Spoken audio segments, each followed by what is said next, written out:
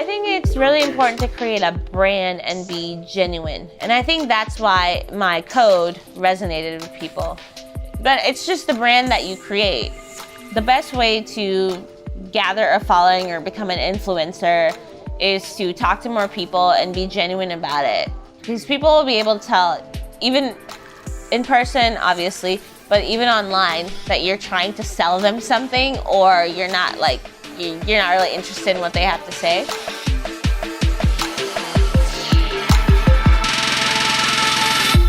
Hey, everybody. Welcome to episode 38 of the Andrew Deitch podcast. It is Saturday, September 2nd, so it's a new month, and I'm proud to announce that during the month of August, we actually had over 3,400 unique subscribers listening to my dumb voice. There's a million things going on over here in Atlanta this weekend. It's starting to cool off a little bit, so if you are out and about listening to this episode, I appreciate the heck out of you. But if you're new to the podcast, welcome. The whole concept behind my show is to have interesting and hopefully important conversations with fascinating people, and today is no different. My guest today is the one and only Savage Sheen Dhar. And on her Facebook page, on her bio, it says, "I've always loved the idea of not being what people expect me to be." And I would say that Sheen is definitely embodying this quote. Now, if you are involved in the Atlanta electronic music scene at all, there's a pretty good chance you've heard of this girl named Happy Sheen. And Sheen used to be a promoter during the epic rise of EDM shows around Atlanta, and her promo code was Happy Sheen. And I first discovered Sheen on Facebook. She was always posting in groups, commenting on people's statuses, and generally just kind of jumping into relevant conversations.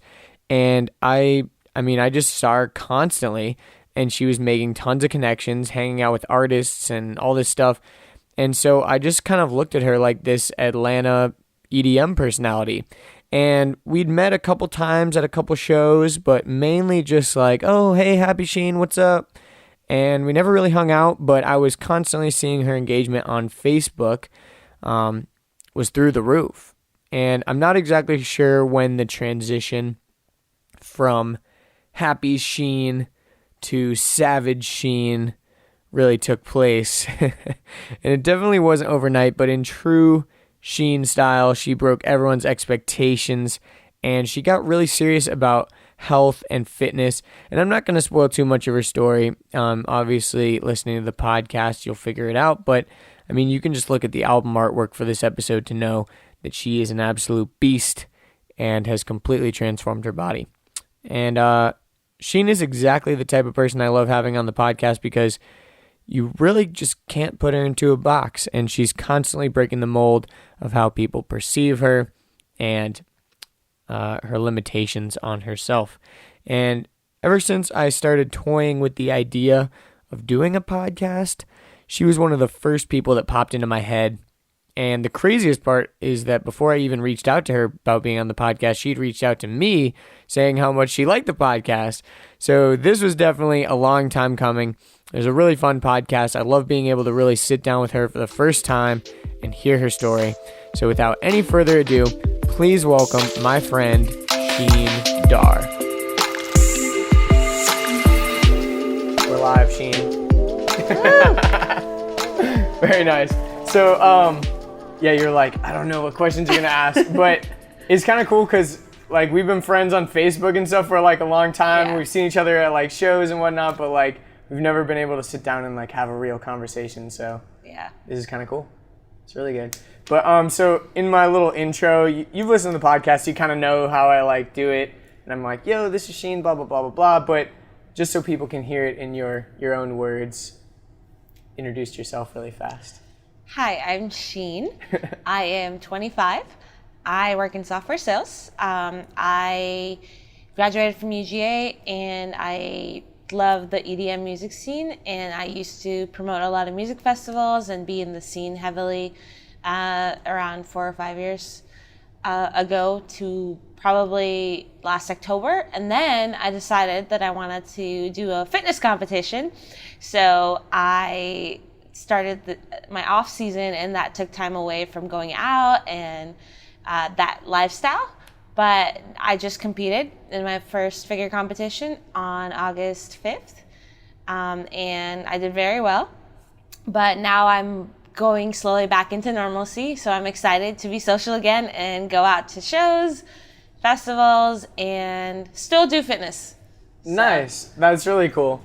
So in a lot of my podcasts, I like to kind of give people just like a broad, like, you know, in the beginning, like, okay, this is Sheen, but this is Sheen, like, now. Take us back. Like, how did you even get to, like, that point? Like, where were you born? Like, the quick life story. So I was born in England. My parents are Indian, and I immigrated to the United States when I was 7. But in my childhood, I've spent a lot of my childhood in India and obviously in Europe.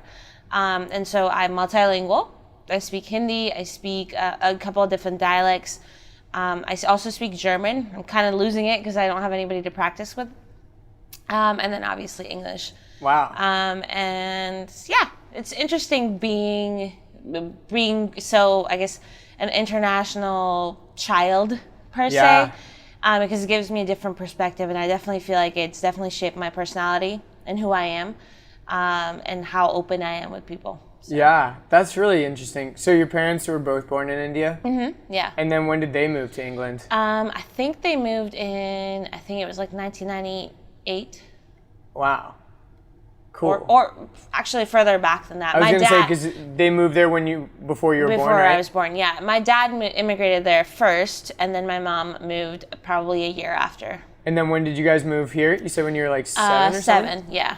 Nice. So when you were over there, were you taking German classes or something? Is that how you... Yeah, so my elementary school was a private school, and it was interesting because they had languages there. And so German was the only one offered, so that's how I learned. And when I moved to Atlanta, the school that I went to, elementary school here, also had German. So it was really cool. I've taken German all throughout elementary school, middle school, high school, and then I opted out of it in college. So nice. Have you ever been to Germany? No, it's on my list. It's definitely on my list. Germany is really cool. I like Germany.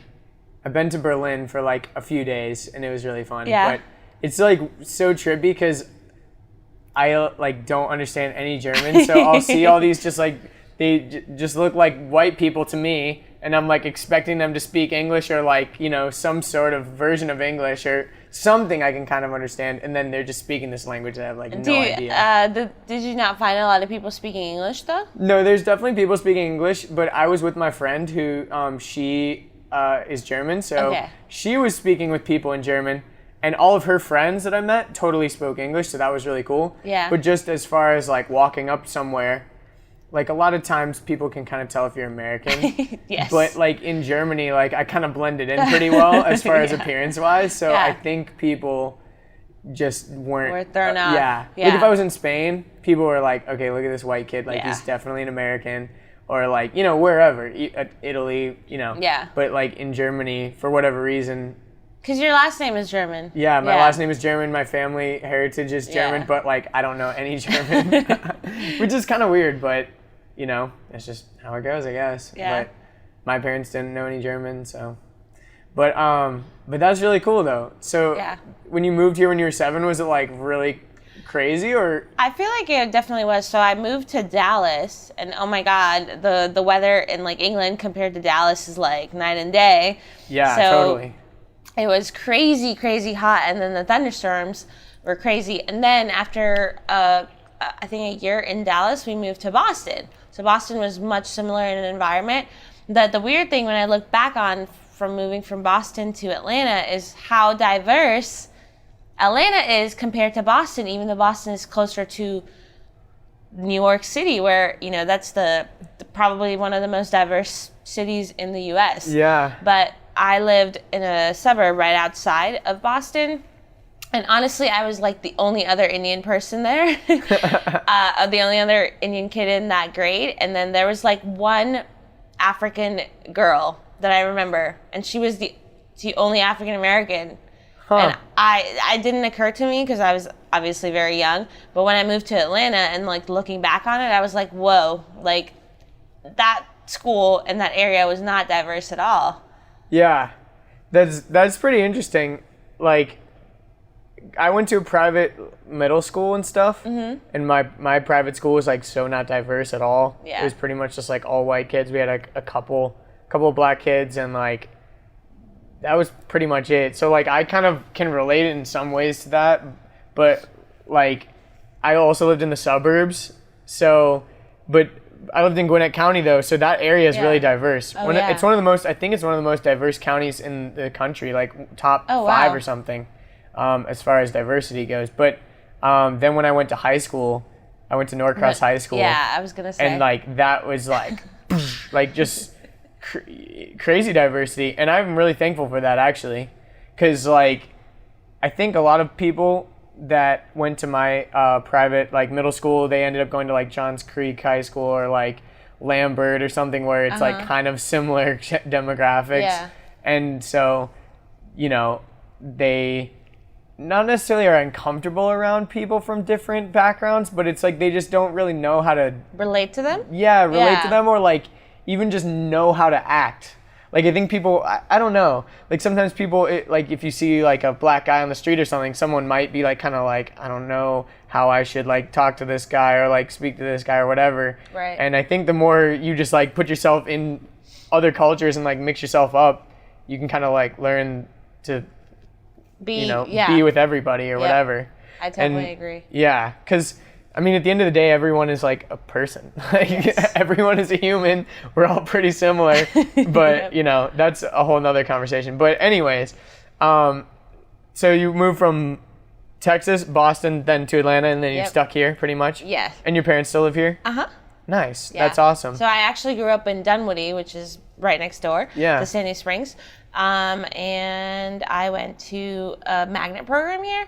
And so that was super diverse because this magnet program, what it means is it's people from all over the county that have a certain level of grades, or I think it was a GPA, and they could go into this special program. And it was that or going to private school. So I'm glad that I did that instead of going to Marist. Not that I have anything against Marist High School, but still. That's funny. Yeah. So was there a lot of pressure from your parents to like get good grades and stuff? Oh my gosh, yes. And my mom is still like, are you sure you don't want to be a doctor? And I'm like, I'm pretty sure. Unless something happens life-changing that is like, okay, I think I want to pursue medicine. I'm not going to be a doctor. Yeah, exactly. I mean, it's a stereotype, but like immigrant parents typically like are very, very strict as far as grades go and stuff. Oh yeah. My parents were definitely strict, but there was like times where I'd be like, oh, they're letting me do that. That's cool. I don't know if you watched Hassan Minhaj's Homecoming on Netflix, but everything he talks about in that skit is so relatable. But as an immigrant, as a second generation, like someone with a different culture who's growing up in America, all of those things I can relate to so much. But he talked about how you just, make sure you get good grades, go to college, get a job, get married. Yeah. All of those things are like typical things. Yeah, exactly. So, yeah. That's funny. Did your parents want you to date an Indian guy?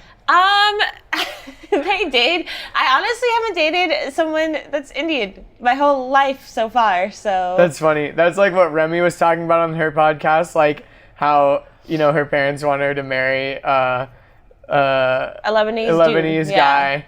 And what's the religion? It's like, I can't remember what she was saying the religion was. Oh, yeah. But she's like saying there's like nobody out there in Georgia that's even fits the criteria. Yeah, so it's I just do like remember hilarious. that from the podcast. Yeah. Yeah, there's plenty of Indian people out there. Yeah. There's a lot of Indian people actually in Georgia. Definitely. I feel like, but yeah, just haven't like dated someone. That's Indian. okay though. Yeah. That's cool though. So like, it's cool because your parents are immigrants, like you said, but you're also kind of an immigrant because you were born in England. Yeah. And so how was like the process of like coming to America and all that? Because that's like a hot topic right now. Everyone's like talking about immigration and all this stuff. Like, how do you go about it and all that?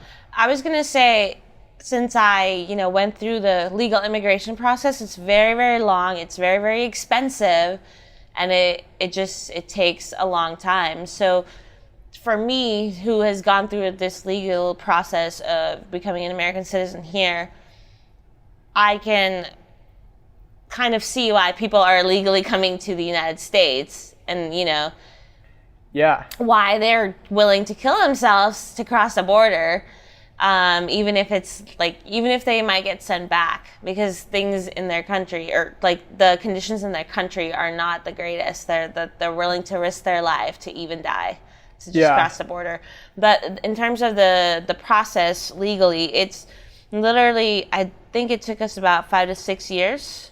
And you have to get a lawyer, you have to get sponsored by either the company or your family member, or any type of relative who lives in the United States. And then they have to kind of vow for you and be like, this person's okay. And then, or this person is, not going to do crazy stuff. And then you have to go and get a green card. So there's a couple of years between applying for your paperwork and getting the green card. And then after the green card, you have to wait a couple more months, and then you can get your naturalization process going. Yeah. So it definitely takes a long time. It's really expensive. And think about that.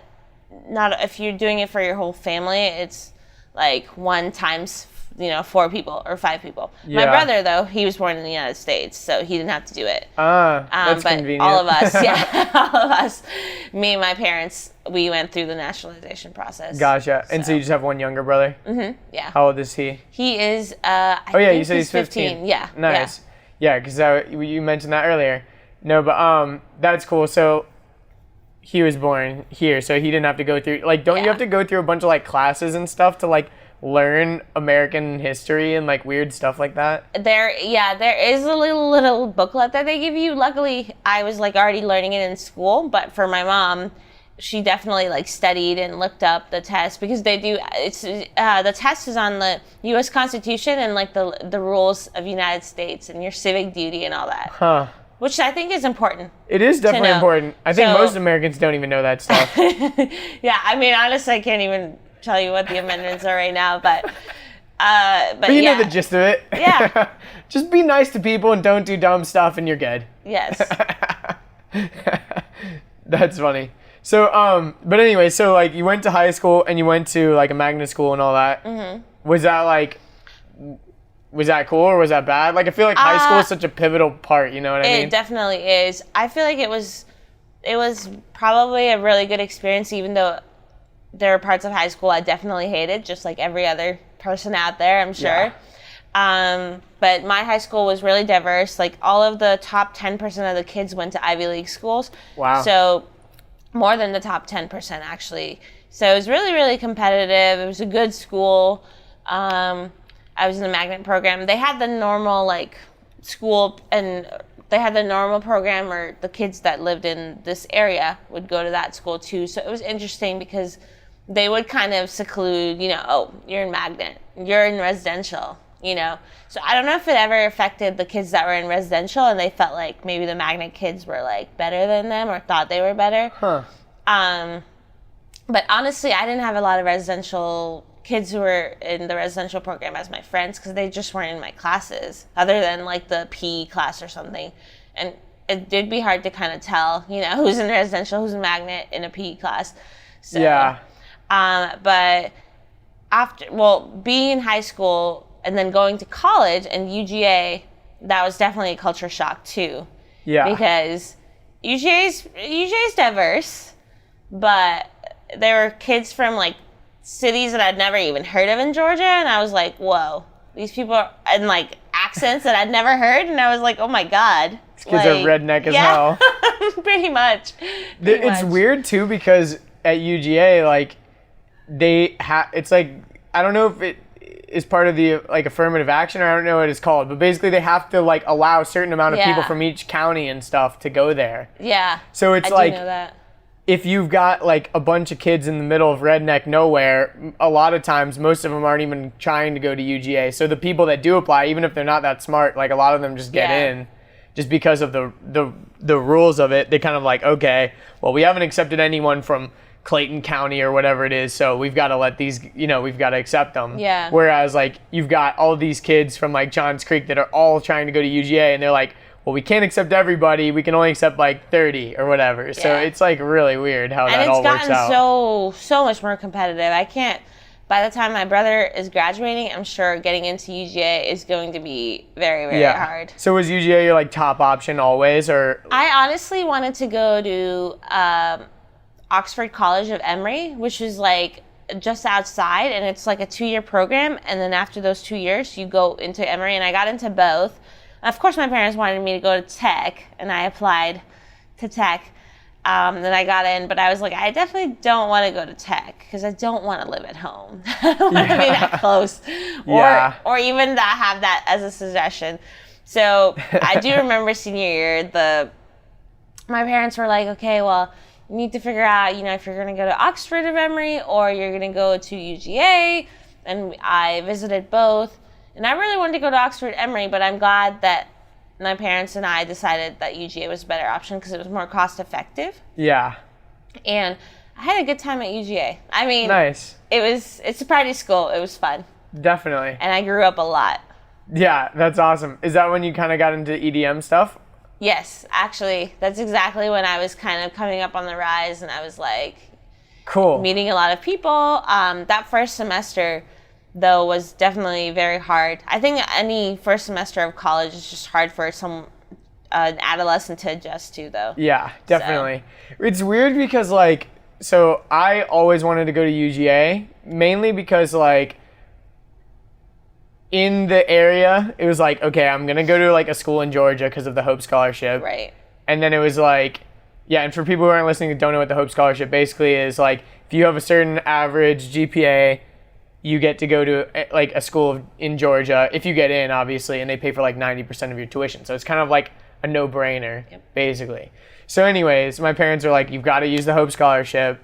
And so I knew I wasn't going to get into tech because I knew my grades weren't good enough, and I didn't really want to go into, I don't know. It was not my option. And then also just growing up in this area, I was a fan of the Georgia Bulldogs and stuff. So you're like, oh yeah, I gotta go be a Bulldog. Gotta go to UGA. And then I ended up not getting accepted, but I got accepted to GCSU in Milledgeville. So it was during high school, I hadn't really given much thought to college. I was just kind of that's the next step. That's just what you do. So, and my parents want me to do that, and that's what everyone else is doing. So I'm gonna do that. And then when I didn't get into UGA, I was kind of not crushed necessarily, but I was kind of oh shit. But I'd already been accepted to GCSU, so I was kind of well, guess I'm going to GCSU. And then, yeah. Did you ever think about, I know you dropped out, but did you ever think about transferring? Yeah, that? So I was going, that was kind of the initial thing. This is what happens to a lot of people that end up going to Georgia College. So they're always okay, I'm going to go there for 1 or 2 years and then I'm going to transfer.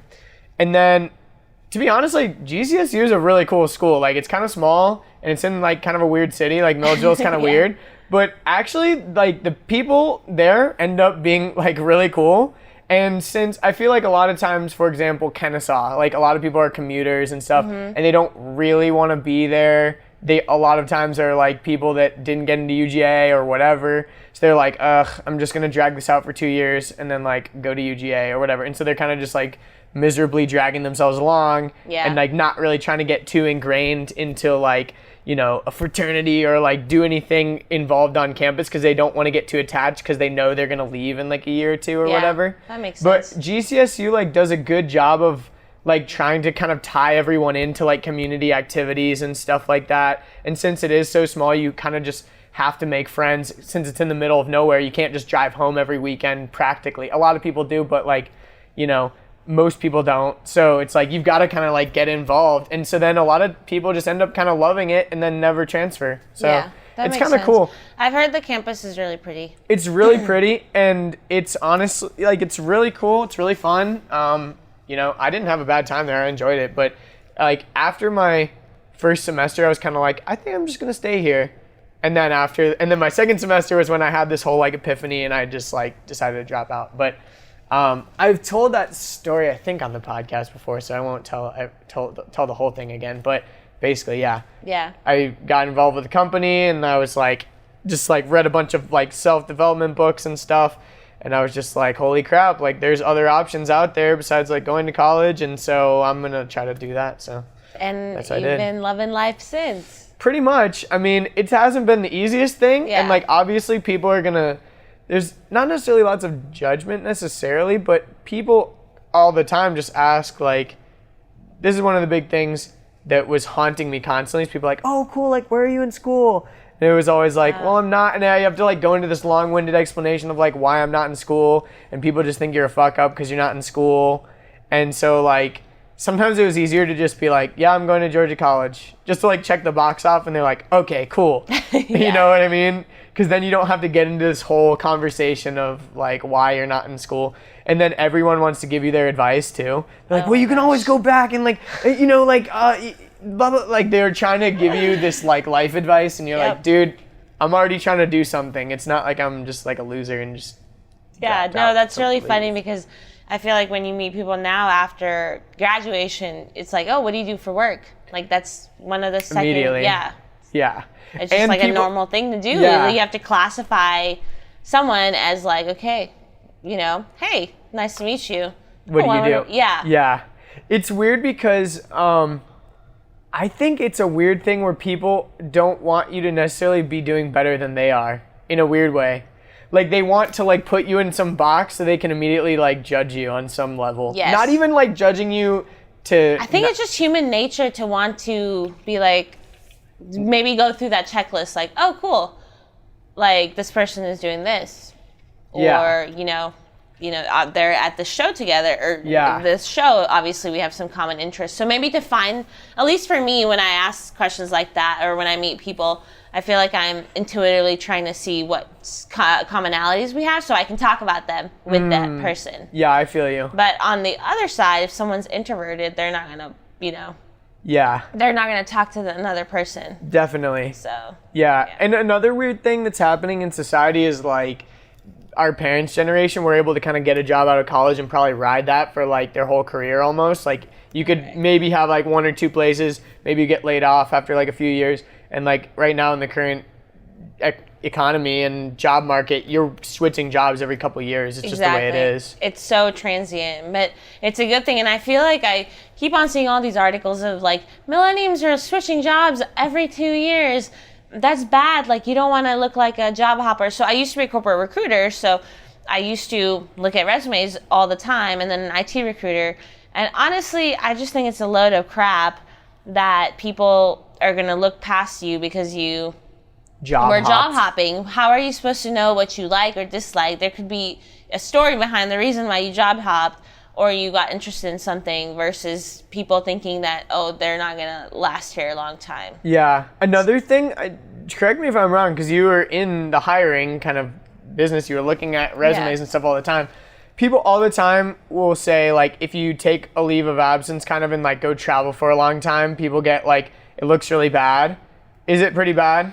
I would say it really depends on the company culture, because, you know, companies like Google and like Uber, and there you can like, if you work there for a long time, especially if you're in like a manager position, I've seen that you can take a sabbatical for about like 6 months and do, you know, whatever you want to do, and then be able to come back to that position. So. Yeah, I got an email the other day, an automated response from this lady that emailed me back about this inquiry, and it said, I'm on a sabbatical. I will be back on this date or whatever. And it was like 3 months from now. I'm like, geez. Yep. But I was like, I kind of know what a sabbatical is, but I don't like Google like what the exact definition was, because I was like, is it a religious thing or is it like just a journey? I don't think or it's like no, it's not. It's just like an extended break from life or whatever. Yes, that and it sounds doesn't even nice. necessarily have to be a vacation. Like you could just be on a sabbatical and like chill. Yeah, but I would definitely like do something. And it's crazy because now I work for a global data company, and so I sell data as a service, and I email people all across the globe. And that just reminded me of the send server emails. I got emails all summer long from people that had taken months off. Like in Europe, especially in the Scandinavian countries, you can literally take 3 months off. Yeah. For summer to go be with your family or travel. And I was like, wow, why doesn't America have more vacation days? Yeah, and also in America, you're taught this like lie that in other countries they don't have summer break. Like, did you ever hear that growing up? Like in high school and stuff? Like I remember them telling us, okay, so I was in like you know what the IB program is, like International Baccalaureate? Yeah. So I was in like 1 or 2 IB classes in high school, and what they told us was like, some of the IB classes are 2 years in America because in other countries they don't have summer break, so like they squeeze it all into like 1 year. And so I was like, and I'd heard that over and over before too, like how in other countries they're like, you should be lucky you get this month off, because in other countries they don't even have summer break. And then I like go to Spain and Italy, and these kids have like 4-month-long summer breaks, and I'm like, what? I've been lied to. Like they're like, that's why America's stupid because we have summer breaks and blah blah blah. What? And I'm like, don't think so. I don't think so. Yeah. And even if they didn't have summer breaks, they would have the religious holidays and stuff that like evens it out. Yeah. Well, I remember them saying like there was like a couple week break or something, kind of like a Christmas break or whatever in America, but... And then imagine during the winter time, especially in the northern countries, like the Scandinavian countries, Iceland, well, I don't know if there's probably kids in Greenland, but you can't really go to school when it's like that kind of crazy weather conditions. So. Yeah, that's very true. Yeah, but I think those countries like have it figured out, because like I've heard that the happiness meter, I guess, in Finland and those countries is really high. Totally. Yeah, and like one thing that I heard, I think it was Volkswagen or something, some big factory. They gave employees the option of working 5 like normal work days or working 4 longer days and having a 3-day weekend. And like basically everyone chose that. And like happiness, like whatever reports are like through the roof, because you worked 4 days of the week and had 3 days of the week off. Like think about how much of a better ratio that is. It's like so awesome. Exactly. And honestly, even with the longer days, like I'm really interested in like, you know, how to like be more productive. And I've read all these books where like only 52 minutes can you really be like really productive if you just stick to one task, because your brain can't multitask. So it's good to take like 15 minutes breaks, even if you're going for a longer day, you know, longer work day versus like 8 hours of work, which, let's be honest, if you've been in a corporate environment or otherwise, nobody's actually working 8 legit hours. No. You're going to get up from your desk, you're going to socialize, you're going to get distracted, there's going to be useless meetings. Yep. So... unless there's like a time crunch, or if there's like a really high stress level, like we've got to get this report out today. Yeah. Like, yeah, there's a lot of wasted time, like so much. And then you're like, oh, I'm going to go for my lunch break. And like everyone goes at different times slightly. And then like when you get back, you like need to give something to somebody, but they're not back from their lunch break. Like a lot of times it's so unproductive. Yeah. And I honestly feel like we need to get away. So I work for a startup, but they still, you know, want us to come to work every day. But I feel like all things I can do from my house, and just thinking about how the logistics of not wasting time in commute, just me waking up in my pajamas, getting on my phone, making my calls, sending out my emails, versus getting up, making breakfast, making sure I have my lunch, driving to work, sitting in traffic, getting there, parking, which takes like 5 minutes, and then actually being in my seat. Just so much wasted time. Yeah, definitely. So yeah. Have you ever read The 4-Hour Workweek? Yes, that's exactly love what that I'm. book. Yes.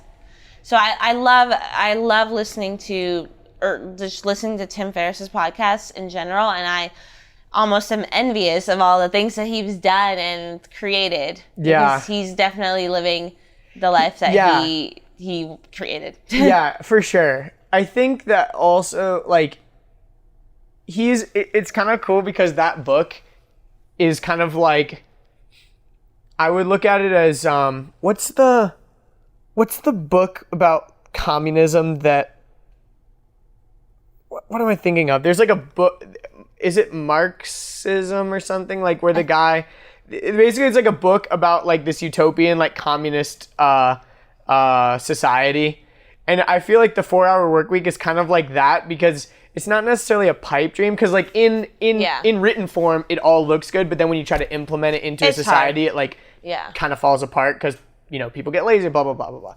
But anyways, like in a small tribe, like in small areas, like yes, that makes so much sense. Like we all share everything, everyone gets paid the same wage, everyone has their job. But like in this giant scale society we live in, like communism just doesn't work. No. But the 4-hour work week is kind of reminds me of that in a way, because like on a large scale it doesn't really work for everybody, but like for people that want it, you can totally go do that. Do it, yeah. And you've got to like craft the lifestyle that you want and figure it all out. Yeah, definitely agree with you. I feel like some of the stuff that he did or say, I was like, I don't know if I can do that.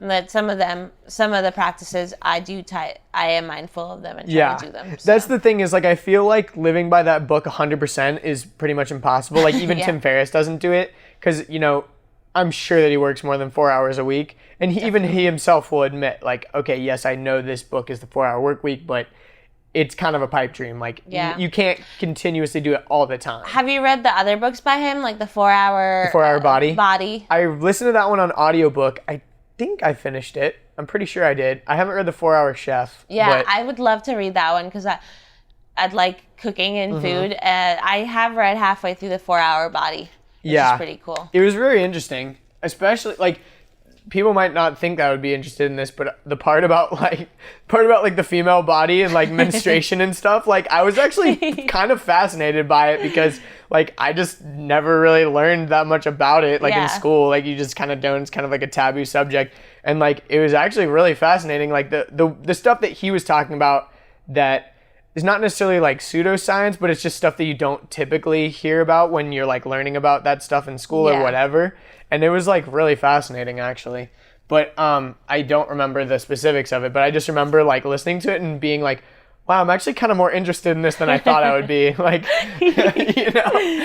Well, that's good. I feel like the human body is like fascinating. Yeah, of course. Especially like going through this prep that I went through and like pushing my body to the limits of trying to lose this body fat that my body is holding on to for dear life to be this stage lean. And just, it's just crazy. Like being an athlete, and athletes are insane. For sure. I wish I could be more better of an athlete, but every time I see an athlete, I'm just like, wow, these people have really honed their craft and like practiced. And you have to be so in tune with your body. Yeah. Okay, so let's talk about that, because I mean we're kind of already going into the whole body thing. We're kind of skipping the EDM stuff, but let's go back to it later. Yeah. But so you just went and competed in a bodybuilding competition, and you like won, right? You won your division? So it was a NPC, which is the amateur level of the IFBB Pro, which is the biggest federation for bodybuilding. And so you have to do a local show to get nationally qualified, which I did. So Does that mean you get your pro card because you won first place? I wish. You have to do a couple of national shows, and if you get first or second at a national show, then you get your pro card. Okay, cool. So I did figure. For the women's, there's bikini, which is, as you can imagine, a bikini look. Figure is a little bit more athletic, leaner look. Physique is more muscle and a leaner look.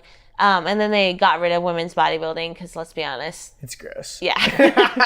There's a little too much. I mean, obviously, so these women are really taking steroids. So they really got rid of it? They did. For most of the shows, like the big shows like Mr. Olympia, which is about to happen in September, which happens in Vegas. It's like the Olympics of bodybuilding, so I love watching that. So I did figure, because I just fell in love with that look. There's definitely a grace and femininity to it, but you also have to have more muscle and you have to be more leaner. So I competed in the open and the novice. And the novice class is, you've never done a show before. So obviously I was like, I need to do that one. So I got first place in that. And then I did open. Open is, you've done a show before. you've done several shows, you're in there with women in the same height class as you, but they can be any range of ages.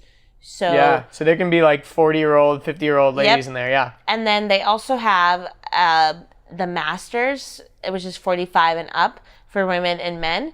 And just But they could compete in the Open if they wanted to, right? Exactly, yeah. So Open is like everything. Novice is you've never competed ever, and then what did you call it? The Masters, the Masters is 35 and up. It's a nice way of saying old people. The Masters. Yeah. So funny. it's like crazy to see because you're up there with women that like have had like 5 or 6 children or 3, and like gone through and like, you know, lived their whole life, and then now they're like getting into the sport, and you're just like, I'm only 25. So I was like, I'm just 25. I'm just trying this out. Yeah. But the whole prep is so much more of a mental and a physical, or it's more of a mental game than it is a physical game, especially towards the end of the prep, because you're just so low in caloric deficit that you're like second guessing your progress. And so it's really important to have a good coach and other people and a good support system, because Definitely. there'll be times where you were like, oh my God, can I really do this? Can I not? And every person goes through that in prep. Yeah. So. But so you never mentioned, how did you do in the Open though? Did you I got place? second place. So the girl Wow. who beat me, who I beat in novice, beat me by 1 point in Open. What? Yeah, That doesn't and even make sense. I know, it's crazy, and I think it had to do with posing. So the posing is something that you have mandatory poses for figure, and you have to do them a certain way. And I think that it's as important as, you know, your diet and exercise. So I think that's where I like might have like done something Pose slightly less or whatever. less, Yeah. and it made me look smaller than her or something like But that seems kind of silly. Was the novice first and then the Open? Yeah. So literally you beat this girl in the novice and then she won the Open? Yeah. That's silly. In my class. So in women, they do it by height classes.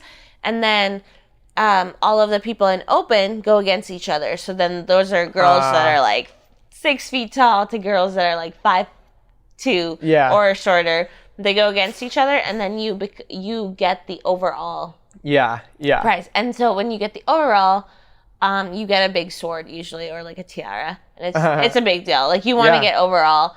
That means you pretty much beat everyone who competed on that stage. So you got second in the overall thing. Mm-hmm. Wow, that's really awesome. So I was really happy. I was excited, but I was more excited about the food afterwards. Yeah.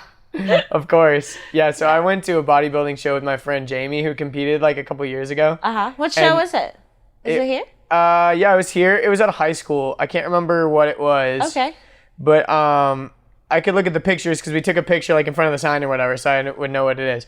But I think it was like IFBB or something like that. Is that a thing? Yeah, that's the federation. So it was probably an NPC/IFBB. Because there was a show. Novice category too. Oh, It was. It sounds like they had like a novice and an Open and the Masters. All of the similar shows thing. have it like that. Okay, it's gotcha. probably so. There's only 4 shows in Georgia. There is the Lee Haney that happens in October, the NPC Georgia that happens in July, the NPC Coastal that just happened this weekend actually, and then there's one more and I can't remember the name of it. Yeah, I can't remember which one it was. I think it was earlier in the year when I went to it. I can't remember though. Like April or May. Yeah, I could be wrong. I don't know. There's one around April. I just can't remember the name of it either. I don't know. But anyways, it was the first time I'd ever I mean, obviously you see bodybuilders on the internet and stuff like that, but it was the first time I'd like been to it, and also my friend, like I was there to support him and stuff. Right. So it was cool because like I got to see like a different side of it that I'd never like seen before. But it's pretty fascinating. Like you kind of get a little bit of like weird vibes there. Like you get kind of like this whole like pageant kind of vibes. Oh yeah. You know, obviously it's a very similar type of thing. You're going on stage and showing your body or whatever. Yeah. And with a pageant, it's obviously different completely. But you know, you're standing in front of judges and you got to walk on the stage and do whatever.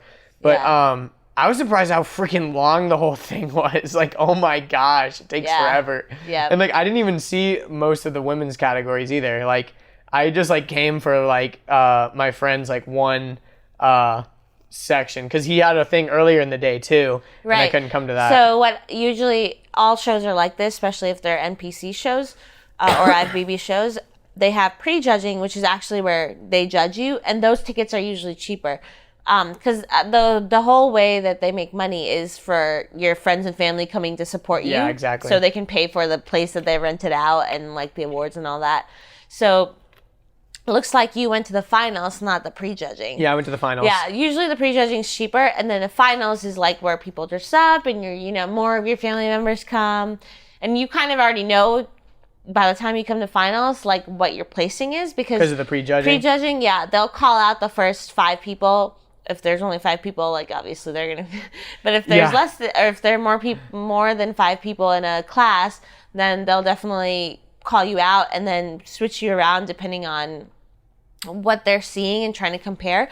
And that's the thing about bodybuilding. It's a very hard sport to judge because it is very judgmental. And each year, the look changes most of the time in the IFBB, which is the International Federation of Bodybuilders. So like the look that they're looking for. Yeah, exactly. The look that they're looking for. The look, especially in guys, it's been changing. So for the guys, they have men's physique, they have men's bodybuilding, and then bodybuilding. And for guys, they do it by weight classes, not height classes. And so it's a little bit different. But the look just keeps, getting... Evolving and getting more crazy. Exactly. Yeah, getting more extreme. Yeah. Is there... for the show you did they drug test you? No, they didn't. The NPC doesn't... I believe the NPC doesn't drug test. There are natural bodybuilding federations. The I think it's called the NFB, the National Bodybuilding Federation. And I have a friend who actually is a pro in that class. And then there's another federation called the WBFF, and that's not they don't drug test, and that's a big one. That one is a little more glitzy. So there's actually a lot of federations out there if you're like interested in like wanting to do a show. But yeah, back to your question. Yeah, I was curious about that because I mean, obviously there's lots of controversy about like natty gains or like whatever. Oh yeah. And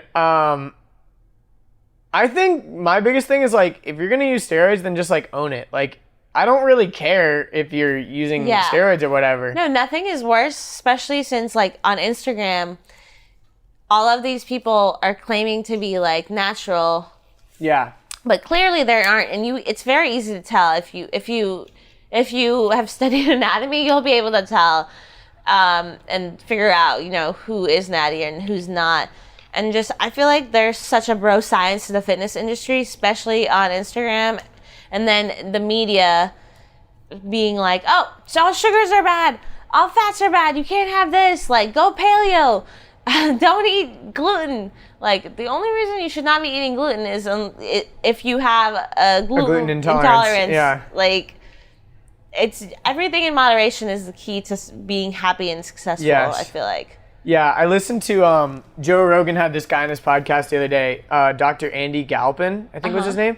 It was really fascinating because, like, do you know who Dom D'Agostino is? He's, like, a huge, like, proponent of keto diet and stuff. He's been on the Tim Ferriss show, like, 3 times. But anyways, no way. Yeah, but anyways. But I know about keto diet. Yeah. I was kind of actually following a little bit of it with my prep, with my coach, because we did keep my fats a little bit medium high, and then obviously I was carb cycling to lose the fat and the weight, so. That's interesting. Yeah, I was just asking because you said you listened to the Tim Ferriss show. I didn't know if you'd listened to that episode before. But anyways, it was weird because like Joe Rogan had Dom D'Agostino on his show, and then like 2 days later had Andy Galpin on the show, and they were not necessarily having controversial things they were saying against each other per se, because obviously Dom D'Agostino came first, so he wasn't like saying things against Dr. Andy Galpin. But Joe was like asking him a bunch of questions about keto diet and all this stuff, and he was kind of giving a little bit of controversial like answers and stuff, and Joe was kind of like, my fans are probably like freaking out because it's like, dude, you had one guy on this week that's saying one thing, and then you're having another dude like 2 days later that's saying a completely other thing. And Dr. Galpin was just saying like, well, I mean, I believe that he's like, I highly respect Dr. Agostino, like all this stuff, but when you're every body is different. Like literally everybody and every body is different, and everyone's going to react different ways to different things. Exactly. And a lot of people, they feel like they have to brand themselves like, oh, I'm the paleo guy, or I'm the keto guy, or I'm the Atkins guy, or whatever their thing is that their diet, and they say my diet is the best diet, blah blah blah blah blah. Because it works for me. And it works for me, and so they can like kind of have this brand, like they can have products that, oh, I have keto supplements, and I have whatever, all these things, and so they can like sell you more into their brand of stuff. Exactly. And I was literally going to say that it's even just because something worked for someone for a short period of time or a long period of time doesn't mean it's going to work for your body. And it's the same thing with prep. Each prep is going to be different. And each time you go through that, your body can your metabolism could either adjust to it really well, or it's just going to be slower and slower to lose weight. Or now I'm slowly going to go into my off season where I eat more food and calories than my body needs so I can grow more muscle, which is the next step that I need to do in order to gain more muscle mass. So I can compete at the national level in about like a year and a half from now. Yeah. And hopefully, try to get my pro card. That's one of my goals in like the next 5 to 6 years. And what's the big deal with the pro card? Like obviously like, oh cool, now I'm a pro, but like you're not really making money. Oh my God, yeah. So the whole sport is very expensive, especially if you're a female, because not only do you have to think about the hair, the tan, the shoes, and obviously finding a good coach, buying all the meals or preparing all the meals, the supplements, the gym membership, unless you're really lucky and you have your own gym, or sponsorship. But just going through the whole process, and to get an NPC, to do an NPC show, you have to get an NPC card, and that's another $112 for the whole year. That allows you to compete in NPC shows, which are amateur level shows. And then you can do national shows, but you also have to have the NPC card for that.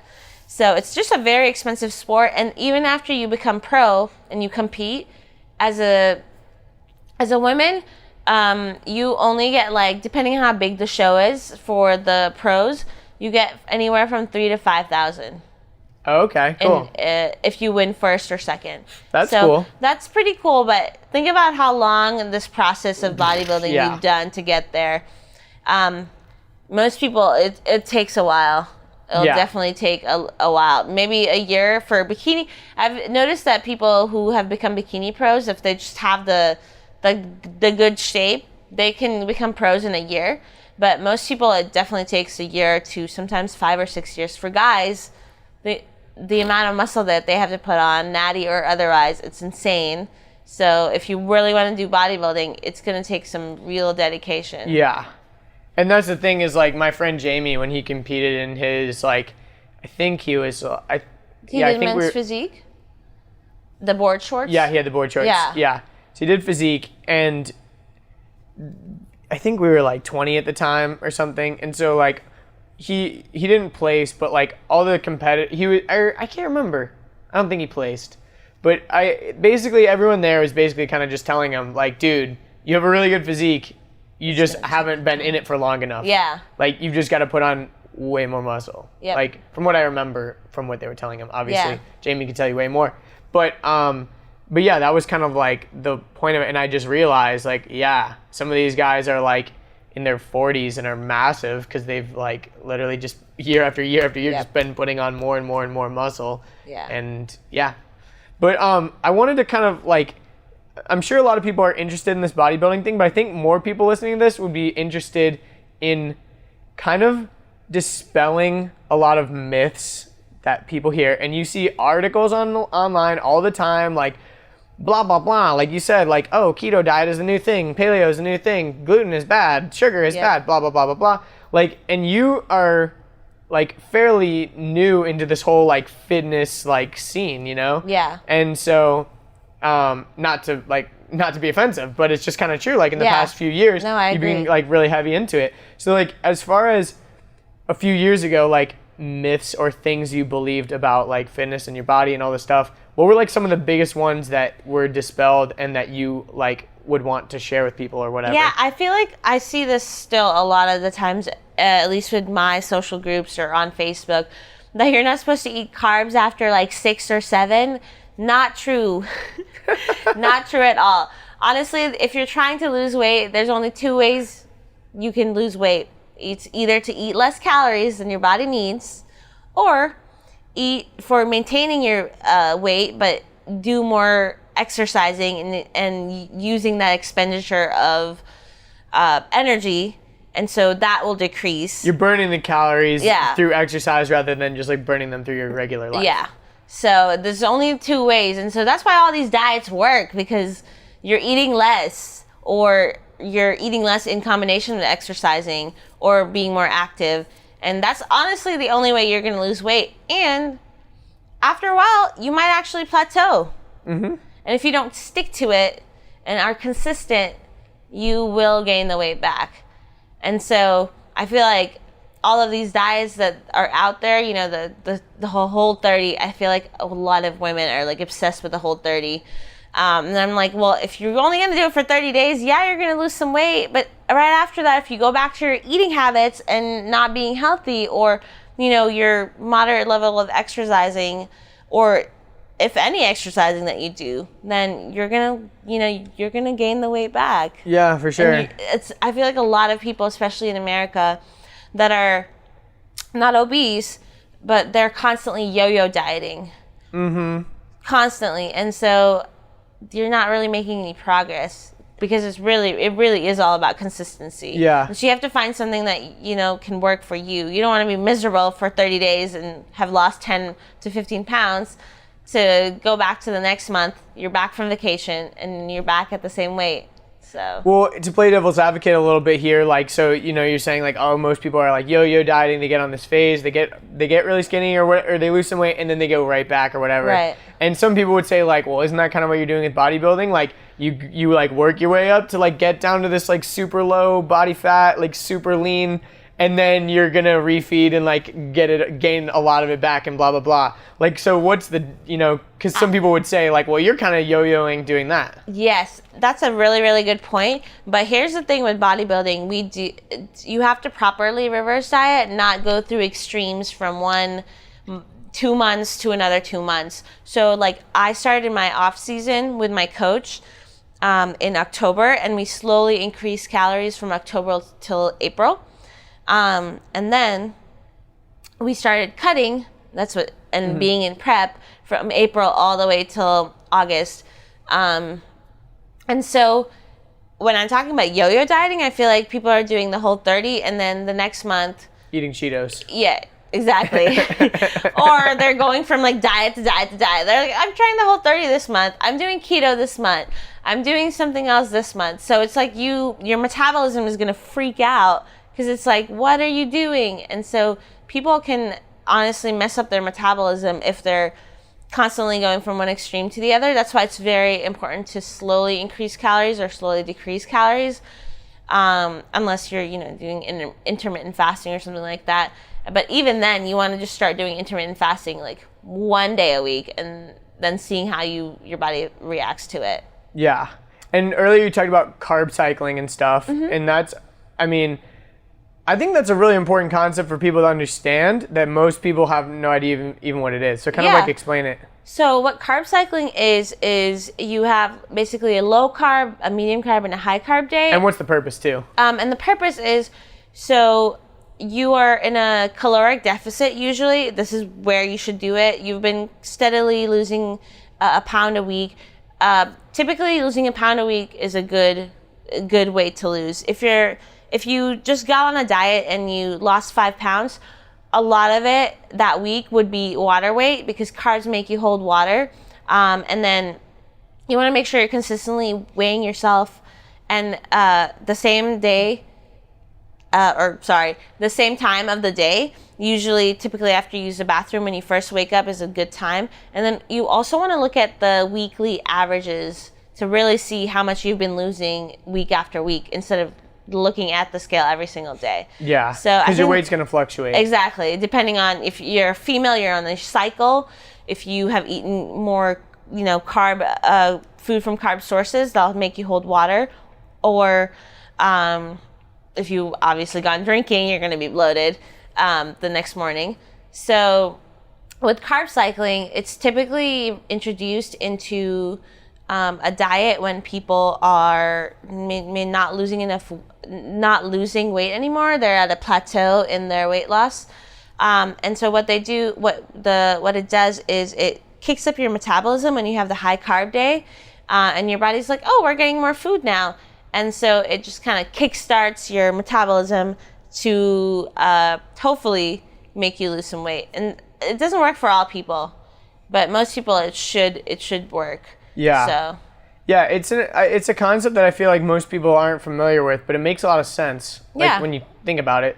And earlier when you were talking about how like the only way you can lose weight is either through a caloric deficit or exercising basically more and harder. Exactly. A lot of people like don't want to believe that, I think, because they want to blame external sources like their genetics or whatever. Like what, a lot of people will say like, oh, well, I have a thyroid problem, so blah, blah, blah, blah, blah, or whatever. And like, I'm not a scientist. I'm not a nutritionist. I don't know the facts, a lot of that kind of stuff. But like you said, it's the only ways that you can lose weight is through those two options. Yeah, like it's just literally science. It's literally science. It's literally science, and it's all of my coach is very science-based versus like, these bro diets or like doing this exercise, doing this It's exercise. so funny how bro has become the word for just like dumb. Yeah, like bullshit. Like, yeah.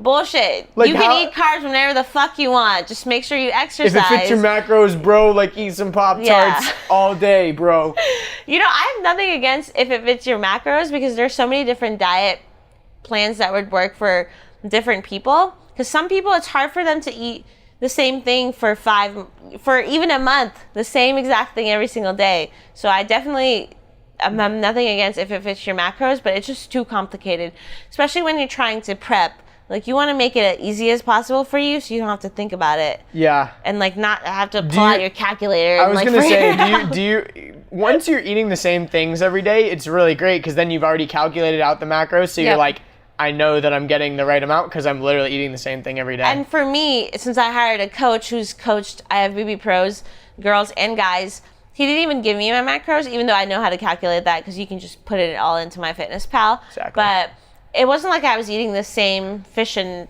rice every single day. I had 6 meals, sometimes 7, and you would just eat throughout the day. And I think that is kind of something that most people don't do. I feel like a lot of people skip breakfast here, and at least people in my social circles or people that come to work. I never skip breakfast. I love breakfast so much. Oh my God, me too. I love breakfast food.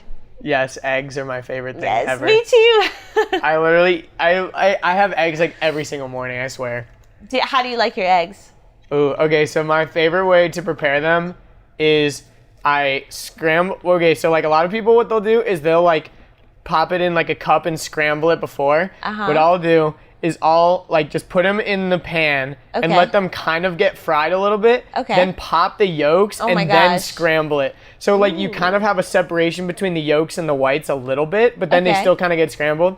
So like that's my favorite way of scrambling. But then I add salsa and guacamole and put sriracha on the top of it for like spiciness and like pepper. It's like the best thing ever. I agree with you. Sometimes I've even done all of the things that you just said, but also added like green bell peppers and like all that, even though that's in the salsa, or like garlic or ginger in there. Ooh, garlic.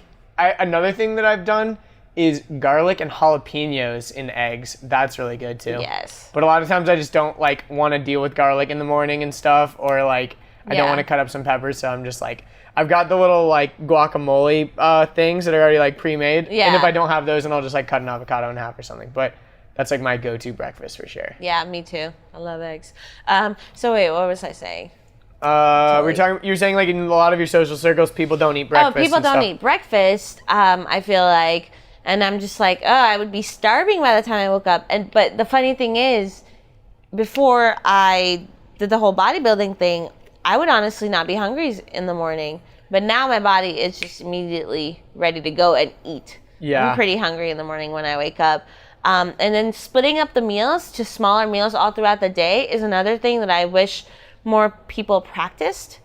And the other thing I noticed, so I've obviously been on prep and I've been on this very strict diet on my own accord. Yeah. But most offices now have like snacks, and that's like one of your amenities and perks. Yeah. But all of the snacks are like not healthy, and I'm like, if these people were really hungry, I feel like they would have brought more food. I feel like the snacks at offices and places is more of a distraction. Like people are mindlessly eating instead of actually eating when they're hungry. Like if there was like a vegetable tray at my work, I would munch on that instead of like cookies or whatever. Cause like at my work, my weakness is cookies. There's like Famous Amos cookies that are just out, and I'm just like, yeah. I'm like trying to resist. I'm like, yeah, I know from your Facebook post, you're always posting about desserts and like amazing cookies and stuff. Cookies are my weakness for sure. Like cake, nah. I do love brownies. Brownies are really good. And I know you're like obsessed with donuts. Yes. Donuts are the bomb too. I've still not been to Sublime, which is a famous place in Atlanta that has like the most amazing donuts, and like they make it. Literally the chef can make donuts out of anything. I've like seen his videos, and I think he's actually been featured on one of the Food Network channels. Wow. Yeah, but I have yet to go there, and I can't wait to go. When are you going to go there? But probably before the end of the year. I just don't know when. When's your next competition? Everybody keeps on asking me that, and I honestly have not picked a date and decided. Yeah, but it's gonna not be... Because I know my friend Desiree. Do you know Desiree? Yeah. We were there at the same show. Okay. Yeah. Because I think she said she was doing another one like kind of soon. Yeah, she's doing one on her birthday. It's called the Flex Lewis. It's gonna be in Nashville. I think I'm actually gonna go up there. Nice. Just to celebrate with her and see it. But for me, I was like, I already knew that I needed to get bigger to be at the national level, and so I was like, why should I don't want to waste the money to pay for the tan, go through the whole process when my heart's not in it to like do another show. But tentatively I was going to do the show this weekend, but I was like, no, I'm just kind of mentally done, because it is very much, it's mentally taxing because like you said earlier, it's like, the only way you can lose weight is through these two options. It's literally science. And before that, you were saying most of the prep is mental. Yeah. Because the science doesn't lie. Yeah. Like if you plug the variables in, you're gonna get the result. Exactly. You're gonna Unless something's not working right in your body, and then you might want to go to the doctor. But literally, to get that stage lean, you just have to eat very, very low in carbs, do a whole extra hell of cardio, like. So my days were crazy because I was still working 40 hours weeks, but I was spending literally, and not even joking, 3 to 4 hours at the gym. Every day. And I wasn't getting enough sleep. Yeah. So I was definitely not getting enough sleep, but I mean, you just got to do what you got to do to push your body to that extreme for that show. But being stage lean is something I want to highly emphasize is not very sustainable for the long term. Like no, you can't, especially as a female. Like you don't want to be so low in your body fat for that long of a period of time, because it will definitely mess up your hormones. Yeah, I mean that's the thing that I've talked about this on the podcast before, and people say it a lot, but like when people are on that stage, they're literally like on death's door. Yeah, like you're severely you look dehydrated, really good, but you feel kind of like shit. Yeah. And, like, that can kind of mess with people. And that's the thing that happens with fighting, too. Like, fighters, they have to weigh in, like, the day before the fight. And so they severely dehydrate themselves. And now in the UFC, they've banned IV rehydration. Oh, wow. So because of basically the plastics in the tube that they use to rehydrate people can be used to mask certain performance-enhancing drugs or something. And so they're basically like, you can't use any needles like between the weigh-in and the fight or whatever it is, because like if these plastics get in your system, we can tell. Yeah. So like I've heard of weird things where now they're using like glass things to like like some weird stuff. But anyways, yeah. But speaking of the fight, are you going to be watching it next week? I think it's next week, right? Yeah, it's next Saturday. I got invited to go to a Braves game for free that day, so I'm like So I'm like, I think I'm going to go to the Braves game and then possibly leave early to go watch the fight. Yeah, the stadium is really, really nice. I just went because I work in Marietta, so our workplace took us, and it's really, really nice. Nice. But I'm way more excited about the Mercedes-Benz Stadium. Yeah. That looks It like opened to fantastic. the public yesterday or whatever it was for the Atlanta United thing. Yep. Yeah, I'm definitely more excited for the Mercedes-Benz Stadium. Like, SunTrust, it looks awesome, but like Mercedes-Benz Stadium is Have you been to an an Atlanta United game? Not yet. Oh no. my God, I always so have to much work on fun. Saturdays, which sucks. So like, Darn. yeah. Huh. But sometimes I have Saturdays off, so I'm gonna figure it out. But yeah, my friend Graham is like super into it, so I'm gonna probably go with him. I think it's awesome that Atlanta is getting all these, sport things now, and even the Hawks Stadium is being renovated. Really, Phillips Arena, they're doing something to Yeah, it? they're doing a little bit, like they're opening up the floor kind of like how it looks like with the Mercedes-Benz instead that's of cool. keeping it closed. Yeah. Well, Which it is used to awesome. be for hockey too. They used to play hockey Yeah, there too. that's right. So that was like a weird thing. But yeah, that makes sense. Phillips Arena has been the same for years and years. Yeah. But I think a lot of it is mainly like trying to re-energize the fans after the Super Bowl loss. Oh my God, yes. That was brutal. It definitely was brutal. But anyways, I was gonna say one last thing about fitness, but I can't remember. But I'll think of it later. But let's talk about EDM and stuff because that's obviously like Yes. a big thing. So like that's actually how I even like met you. Met you, yeah. Because I literally think I found you on Facebook because one day I was going to a show and I was like trying to find a promo code and I just like Googled I was like on Facebook, did a Facebook search like promo code opera or something, and like one of your posts popped up and I'm like, oh cool, like happy Sheen, I'm gonna use the code. Yes. And then got a discount. I'm like, oh cool, and then I like kept using it. I'm like, oh, I'm gonna friend this girl, and then like that's just how it happened, Yeah. or something like that. I don't remember exactly, but yeah. So how did you get into all that stuff? Like in college, you were saying. Yeah, so the company that I work for, Liquefied, they had a festival that they were hosting, and they were looking for promoters. And I was like, oh, Which I should do festival that. was it? It was called Magnetic, and it was in 2011, I think. Yeah, I remember that. Yeah, and that was the only time it happened. But it So was when did you start working for them though? really fun. So I became a promoter then, and I was at UGA, and there was another girl with me there were a bunch of us promoters promoting from UGA, Georgia State. So we all met. And then after that, Liquefied decided after that festival that they were like, oh, we should probably start a promo team because we already have all these people that, have gotten the word out about this So originally festival. you were just promoting for Magnetic. Yeah, originally I was just promoting for And that was Magnetic. at KSU, right? Or Yeah, it was at KSU Stadium, the soccer stadium. Yeah. I never went to it, but I heard about it. Yeah, it was a really good fest. I wish they would have it again, just because it's close, easy to get to. But how did you get into that world initially? I think it was because in 2011 I went to my first music festival. It was called Identity Fest. I went to that too. Yes.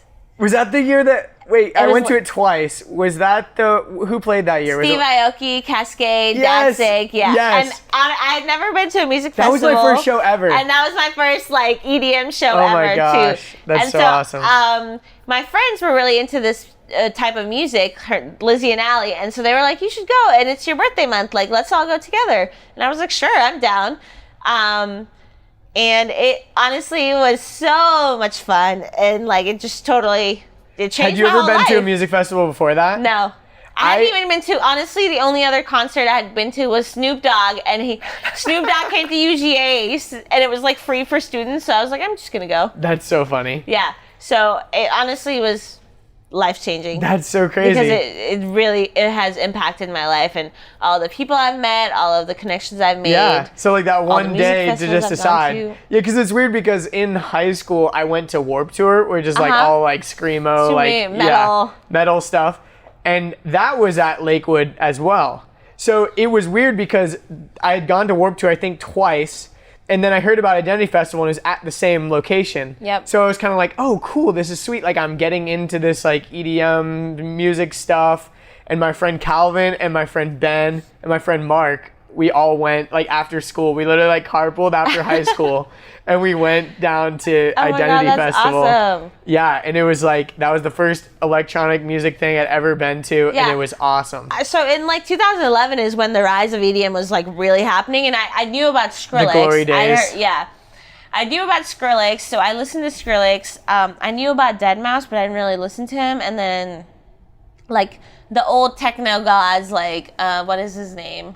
Like, I knew what techno was, but I definitely didn't listen to it. Yeah, like Carl Cox and like... Carl Cox and all those people. But when I went to this music festival, I literally didn't know who Steve Aoki was, Cascade, That's Well, Steve Aoki wasn't even playing on the main stage. Yeah, he wasn't. He was playing on a side stage. It was before the cake thing. Yep. And I remember I only caught like half of his set because I think I was at somewhere else. I was like partially at some other set. Yeah. But I remember... We were definitely bouncing around a lot because it was so close. Like, everything was right there. Yeah. I remember that. Oh about my gosh, the show. the glory days of music festivals. I know. kind of And the the glory tickets were days. so cheap. I think that's part of the reason I was like, yeah, I'll go. It's like 25 It's only bucks like or something. $25? Heck yeah. Yeah, I just remember Steve Aoki, the only song I knew of him was like a Bloody Beetroots remix or something. The song was like whoop whoop Yep. like, and I just remember seeing him play that, and I was like, oh yeah, this guy's awesome. Yeah, and then I was gonna say Athens is known for its music scene too. Totally. So there were, especially since the EDM was on the rise, there were a lot of DJs that were going. Did you see Skrillex when he came to Athens? Oh my god, I would love to, but I didn't. But the next concert that I went to after Identity Was Skrillex? was dang it. Bass Nectar when he came for 2 nights With Pretty Lights. Yeah, Nice, It I was went to that Bass too. Lights, and so that was my like. Did you go to both nights or just one? I Both just went to nights. one because I didn't even realize how big of a deal it was at the time. Yeah. It was, I would say that was probably like, I was like, whoa. And then I fell in love with Bass Nectar, like every other person after they go to their first Bass Nectar show. Yep. But he's an amazing artist. Yes. So. Say what you want about his fans and all of that, but yeah. He's kind of fun to hate on a little bit, but I actually like Bass Nectar was one of the first people that really got me into that music too, because my friend, I think I started listening to Pretty Lights and like I was listening to Pandora on my phone. So Pandora introduced me to so many artists because I would listen to like Bass Nectar radio and then like Skrillex would come on, and that's how I actually was introduced to Skrillex. Oh, no way. And like cool. and like a bunch of artists like Rusko and Datsick and like all those artists were all because of Pandora, which is weird because I don't listen to Pandora at all now. Yeah, me too. I feel like it's almost going obsolete. And like, speaking of Pandora, all these things with SoundCloud as a company, I'm like, why? Because like SoundCloud is my main source of music. Me too. I don't People like look at me using- crazy when I say that SoundCloud is my only source pretty much. Yeah. Like I don't use Spotify. I think everybody else I know, I feel like, uses Spotify now. Everyone uses Spotify, I think. Yeah. But yeah, I'm like 100% SoundCloud because that's where all my music is. Like all the music that I want to listen to is on there. Oh, and like people who are like up and coming, they'll definitely be on Spotify before they'll be on. On SoundCloud before Spotify. Exactly. 100%. So yeah, I'm super bought into SoundCloud. But anyways, so you went to Identity, then you went to Bass Lights you went to Bass Lights for 2 nights. Yeah. And was that, and then after that was when you started promoting for Magnetic, or like in there? Right. So Magnetic happened the following April after that, and so I was like, yeah, I'll do this, and that freshman year, the second semester of sophomore year was an interesting time for me because I was really figuring out, like, I'm good at talking to people. I really like talking to people, especially strangers. Like, I'm really extroverted. Like, I didn't realize all these things about myself. And so I was like, I want to do this. And I really like this music. So I'd love to tell people all about it on campus. And so I was like the second top promoter for, like, I think they had promo codes. And so what's up, dude? They had promo codes, and I was like the second most sold promo code person. And so they were like, oh, would you be interested in joining our promo team? And I was like, sure. Even though I was like, oh, I don't know if I can do this because like the commute from Athens to Atlanta for like a Friday night show. But I decided to do it, and I did it for a long time, like almost like 4 or 5 years. And I met so many cool people. I've made so many connections. Obviously met a lot of artists, which has been really cool. And like working in artist management, and just learning more about the industry was pretty impactful, I would say. That's awesome. So like obviously social media is like a huge part of like promoting and stuff like that. When did you realize that you were like good at that? Because that's like a big thing that people kind of suck at, I feel like. People are really bad at promoting themselves on social media because they just want to like blast a thing out and like, yo, use my link. Right. And like, no. I think it's no one really cares. important to create a brand and be genuine. And I think that's why my code resonated with people. Even though my code, now that I think about it, is like so long, like Happy Sheen, that's hard. Like that's too long of a code to really remember, but it's kind of my nickname. It is my nickname. It's How did Happy you come Sheen. up with that? So the story actually, so the story actually is, honestly, there's been times, especially in the college years, where I've kind of been depressed. And so the nickname Happy Sheen is to remind myself to be happy. Like, be true to yourself. And it's funny because a lot of people would ask me that, like, at a show, and I'd be like, this is really complicated. Like, I don't want to yell over the DJ. Because literally, so many people would come up to me at opera and be like, oh my God, you're Happy Sheen. Like, where'd you get that name? And I'd be like, it's really complicated. You're like, it's because I'm happy. Like, you just have to get... I would say it's because I'm happy. Pharrell was my biggest inspiration. No, that's funny. Yeah, because... like, but it's just the brand that you create. Yeah, like, totally. So you created this like Happy Sheen kind of brand, and so people, and I honestly, the best way to gather a following or become an influencer is to talk to more people and be genuine about it, because people will be able to tell, even in person, obviously, but even online, that you're trying to sell them something, or you're not like. You're not really interested in what they have to say. Yeah, so totally. If you would just jump into people's conversations and stuff, right? Exactly. And like in groups and whatever. And find groups, exactly, and find group. And that's how I found like the Tomorrow World group, found out about Tomorrow World, and met all these people in Atlanta. And I can't imagine my life without people that didn't listen to EDM or went to EDM shows. But it's funny because in my work environment, right now I can think of so many people that probably who have no idea who Bass Nectar is, who Skrillex is, who any of these like bigger name EDM artists are. Yeah, I guess they listen to like it's pop weird because radio. To us it's like a no-brainer. Yeah, like we know all those artists like the back of our hand, and even some like weird artists that like are kind of new. Yeah, we still know them or whatever. And there's definitely people that I work with that are like, how do you even know about this? Like, how do you even find out about this stuff? And it's like, bro, you just get so deep into that scene. Like when you like the music and you go to all the shows and you go to music festivals and stuff, you just end up kind of getting sucked into all of it. And just like, I don't know any country artists, but people are like, you've never heard of blah, blah, blah, blah. And I'm like, well, I don't really listen to like country radio, so I don't know. Yeah. Like they all sound the same to me. And that's what people say about electronic music a lot. Yeah. And it's honestly, sometimes I want to play it for people, but I'm not sure how they're going to react, even if they're the same age as us, because I'm like... My theory is you have to play a song with words to get people to like open their mind to it, because they're like, there's no words. And you're just like, that's like the point kind of. And they're like, oh, I don't know if I like this. Exactly. And I feel like with the scene, there's the whole...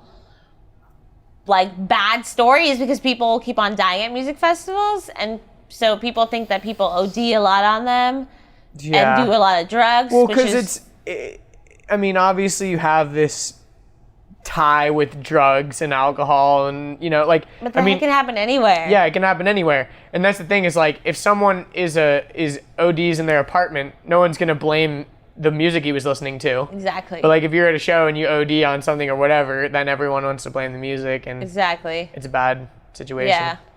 But like it's also a big part of the festival how good their security and medical team and all that, like their emergency services and stuff are. Yeah. Because I didn't hear about any deaths at Tomorrowland, and it was one of the biggest festivals in the world. Exactly. Like, it's crazy. But they definitely have their stuff together for Tomorrowland, I feel like. Yeah. Did you go to Imagine last year? Mm-hmm. I didn't go. I heard that there was like a lot of like weirdness as far as like infrastructure. Yeah, I definitely firsthand experienced that. And then it was just really, really hot for them to have the camping set up in like the concrete area. Oh, shit. Yeah.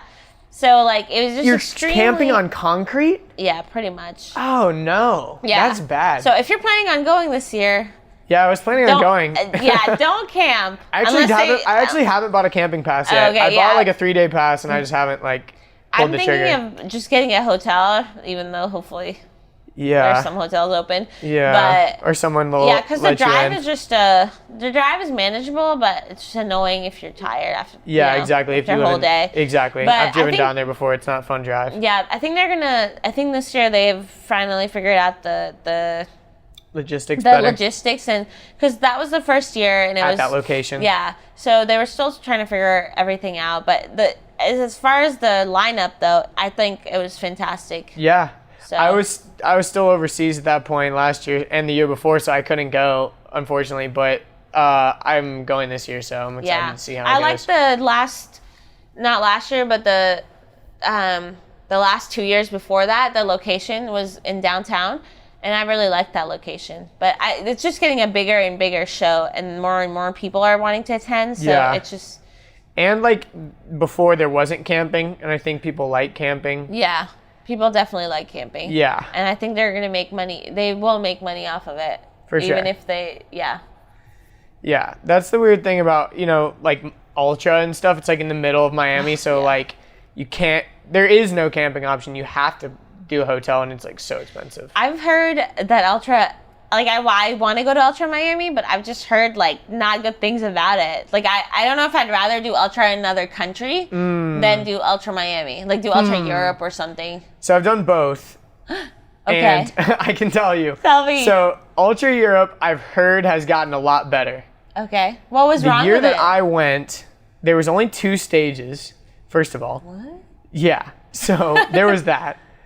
And it was in this soccer stadium that was not designed for in and out traffic. One thing that I really appreciate about Tomorrowland is they've got like the infrastructure down so well that there's certain like bridges and stuff. Even at Tomorrow World they have this. Like certain bridges you could go one way and then other bridges were the other way. Yep. So you didn't have all this cross traffic like rubbing against each other. Right. Because what'll happen is in a soccer stadium, you've got these tiny little aisles to go up. To go out of the soccer stadium, you have to go up and out, right? Right. So to get down into the main stage, you had to go down these little aisleways. What they should have done is like one aisleway is an up aisleway and another aisleway is a down aisleway. But they did not do that. Oh, God. And so when everyone is trying to go switching stages or like in between artists on the main stage, it was just a shit show and people were getting like trampled and stuff. Oh my and it was goodness. just like awful. So I never even like left the main stage because of how much of an inconvenience it was to leave. Another thing that was kind of weird about it was Ultra Europe is kind of like EDC of Vegas where it's all night long rather than all day.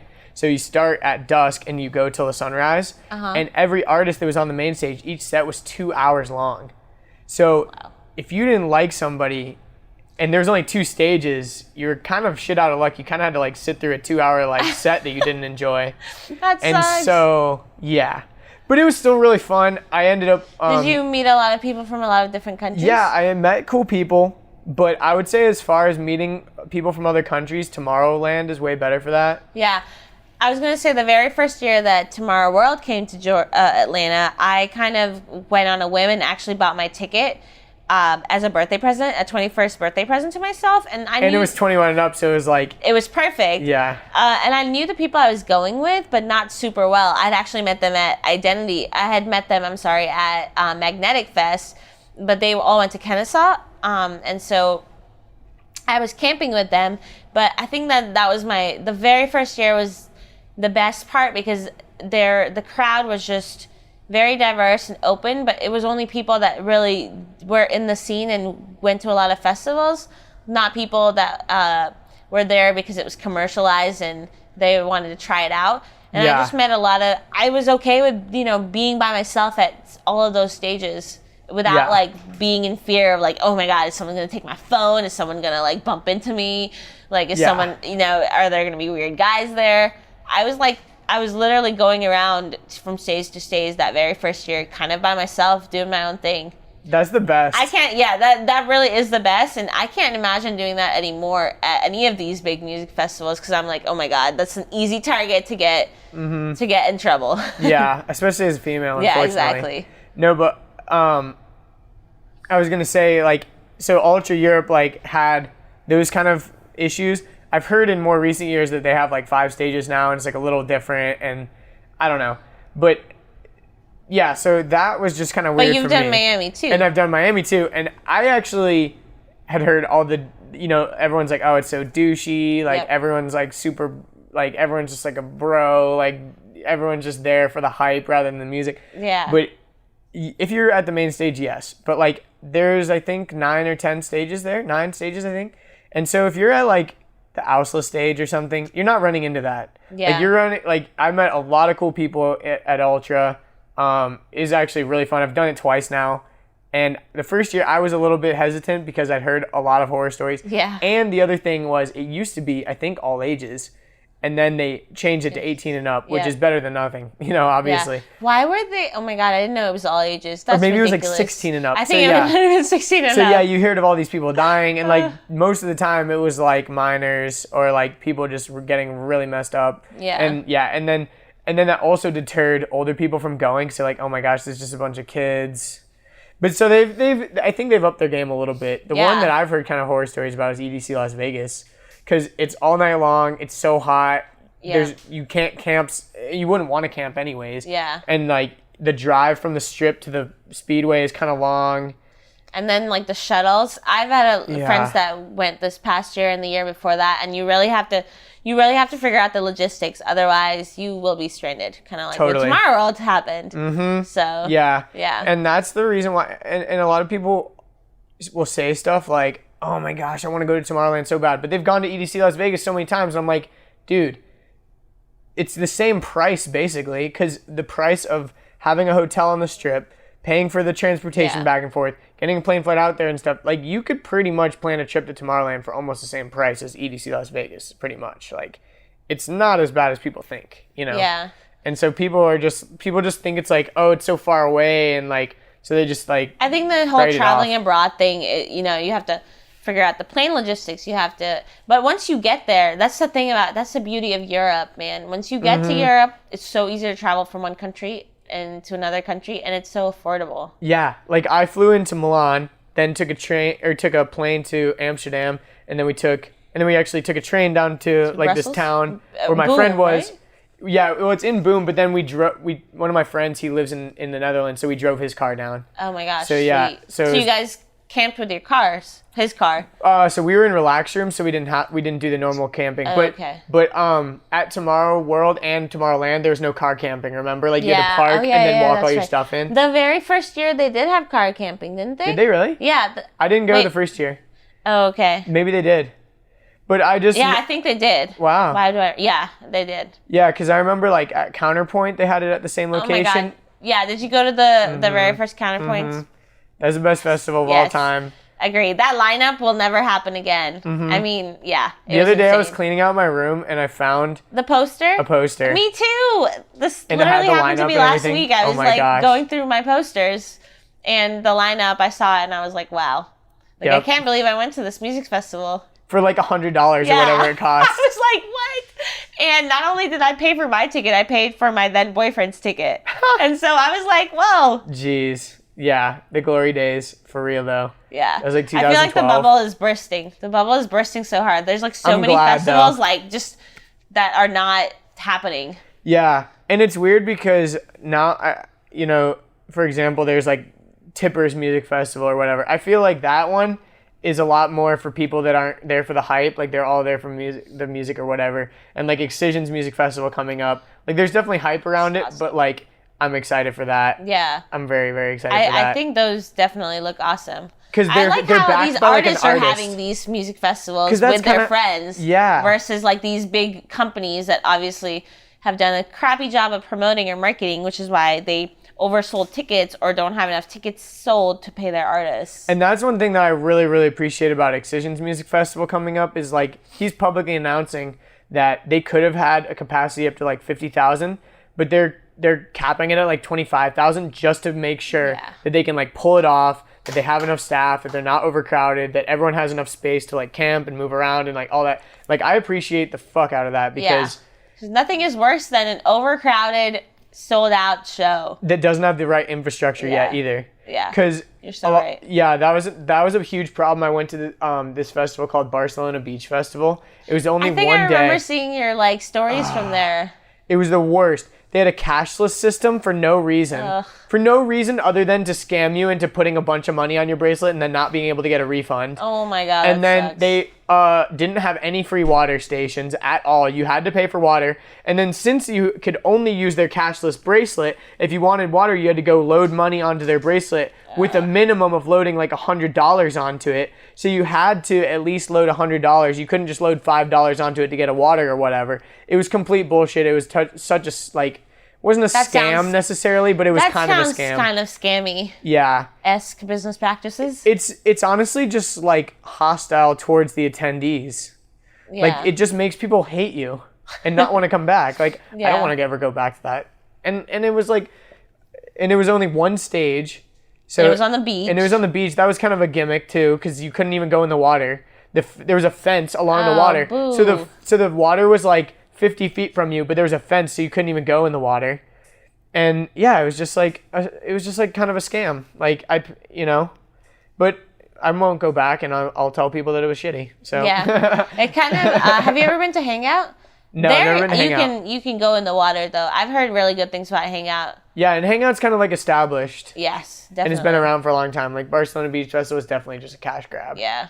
And yeah, and like the only people I was really excited to see was Alesso.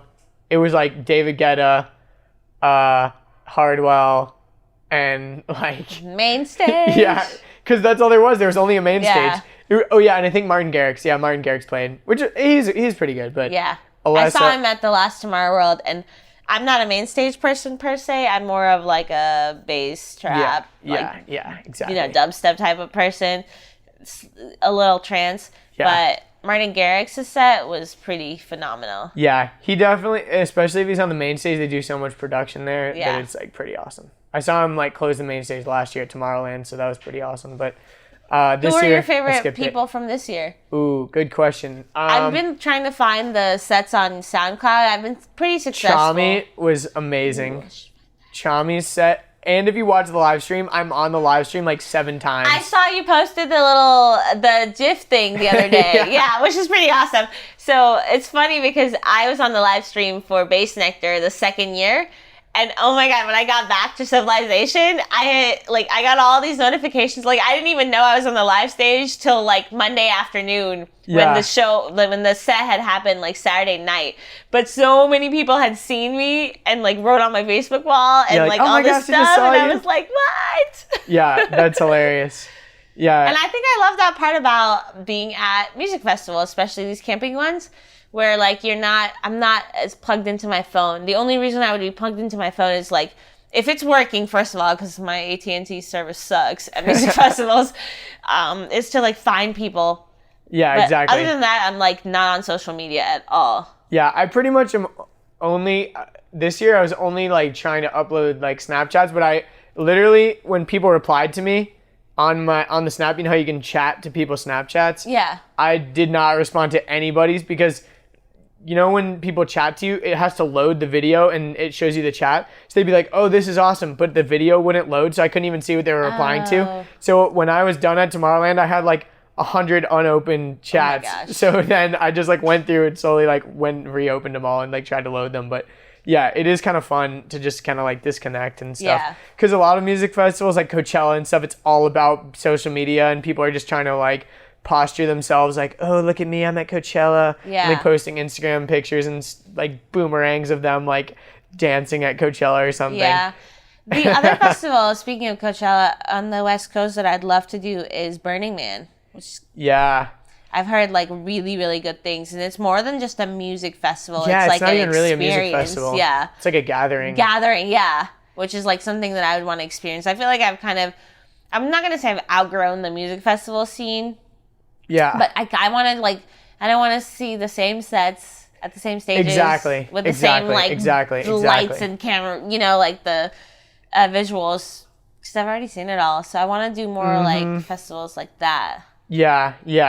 I agree. Once you kind of check off all these artists, like that's one thing that, like the EDC Orlando lineup came out a couple days ago, and I was just like, yawn, Because I was like, I've seen like 90% of everyone that I even care about like on this lineup. Like, and obviously there's people on the lineup that I haven't seen, but I don't have any interest in seeing them anyway, so I don't care. And honestly, the reason I, especially towards like the last year, would go to shows or festivals is just to see the people who were going with me and hang out with them more than to see the artists.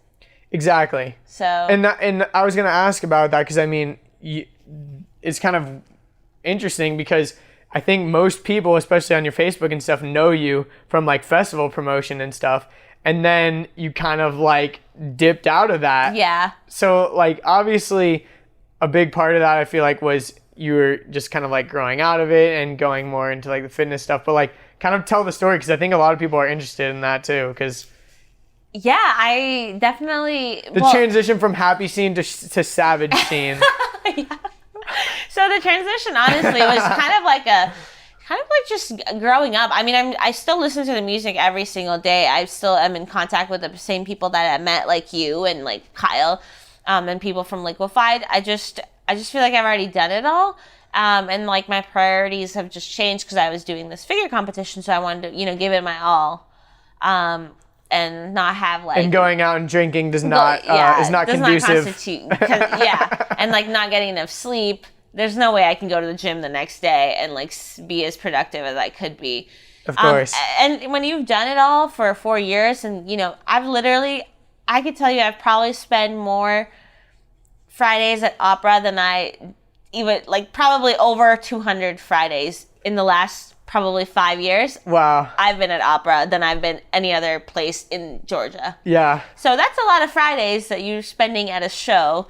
So I feel like I'm just kind of over it, and I'm just still I love the music. I'm still going to go to shows now that the fall is coming around and I'm much more lax with my schedule. But you can be a little more pick and choosy about which shows you're going to rather than just going to every single one. Exactly. Yeah. Exactly. I feel you on that. And same things with the festival. Like I'm excited to go to Imagine because I've taken such a hiatus from the scene. You're taking a sabbatical. Yeah, pretty much. So it's going to be fun to go back and be in that environment just because I am obviously extroverted and I feed off of social energy and like the vibes, I know this sounds like mumbo jumbo, but the vibes and the crowd and the atmosphere of a music festival typically put me in a good place. Yeah.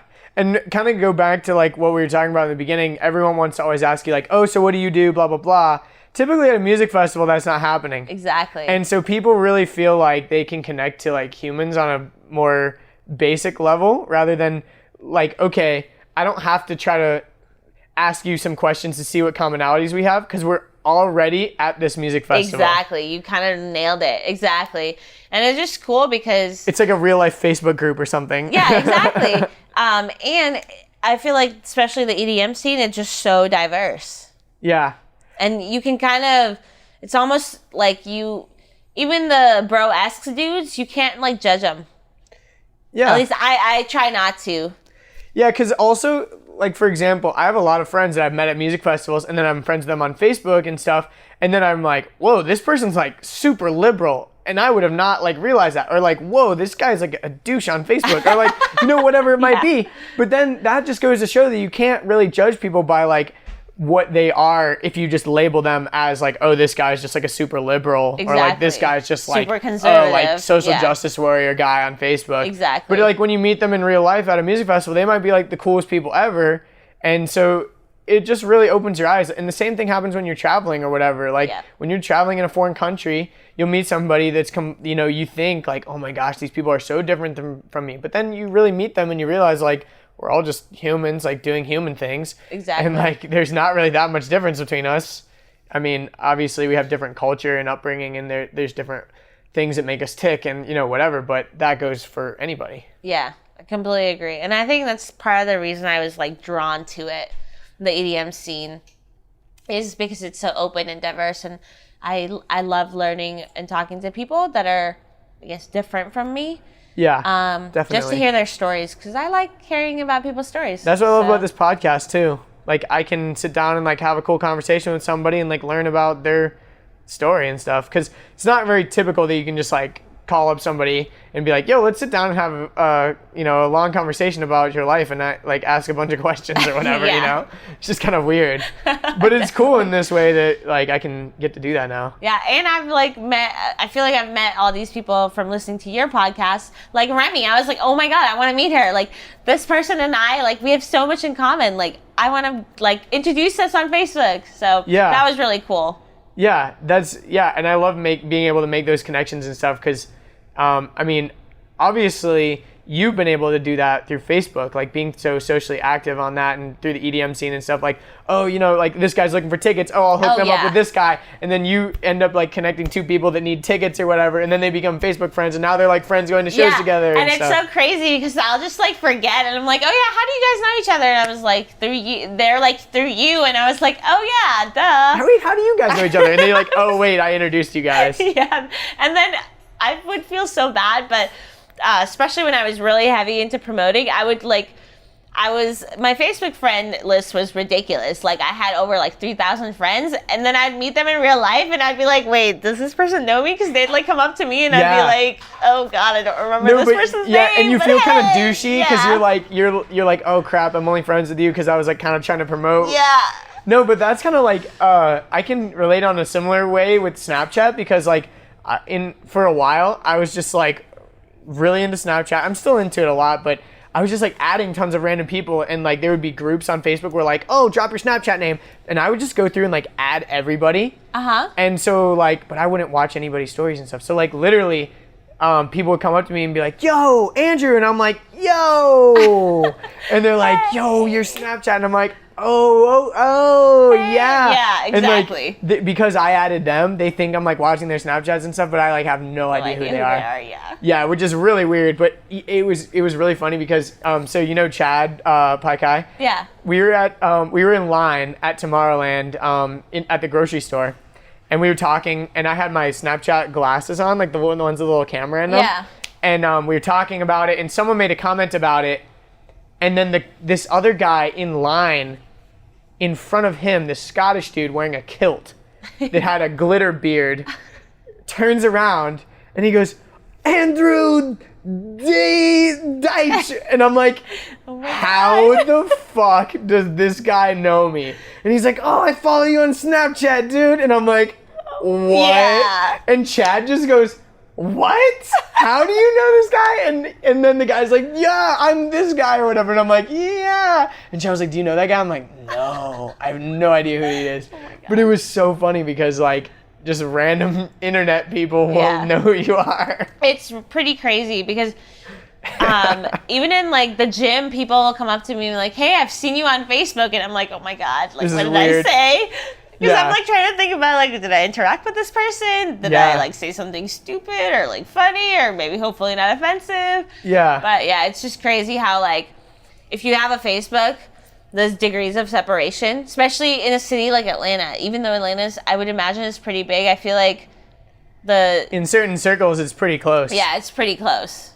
Yeah. It's kind of crazy. So I can't even imagine moving to like New York and LA. Yeah. And like obviously when you get there you won't know anybody, but like within a year or two, I feel like it would get really small. One thing that I was gonna say that you're like, oh my gosh, I hope I didn't offend them or whatever. I remember there was like one specific post. Then we don't have to get into this in detail, but I remember there was one post where like it was like 1,000 comments long of people of just like butthurt people making comments on this picture or status or whatever it was. I don't even remember exactly what it was. Something about like heroin or something. But it was a meme. It was just a funny meme. It was a funny meme.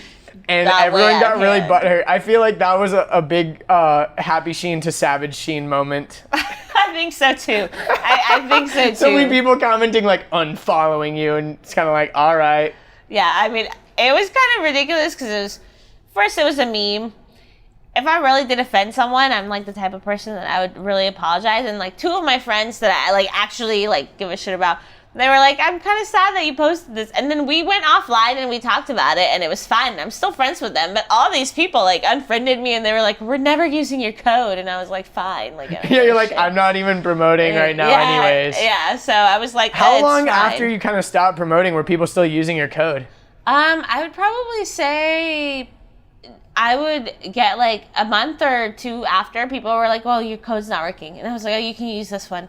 I'm like out of the scene right now. Like, Yeah. because it was just taking too much energy. And like, Yeah. I was still going to the shows, but I wasn't making enough money off of it to like really survive. Yeah, because exactly. like you would have to, like same thing with like people who do YouTubes, like you have to be producing Content every day, editing it really fast for you to be successful as a YouTuber and even get some money. And I'm sure with the podcast, podcasting, the industry and the iTunes competitiveness. Well, like, I think the biggest there. thing definitely in iTunes. The biggest thing I think for someone to break through is you've just got to do something that no one else is doing.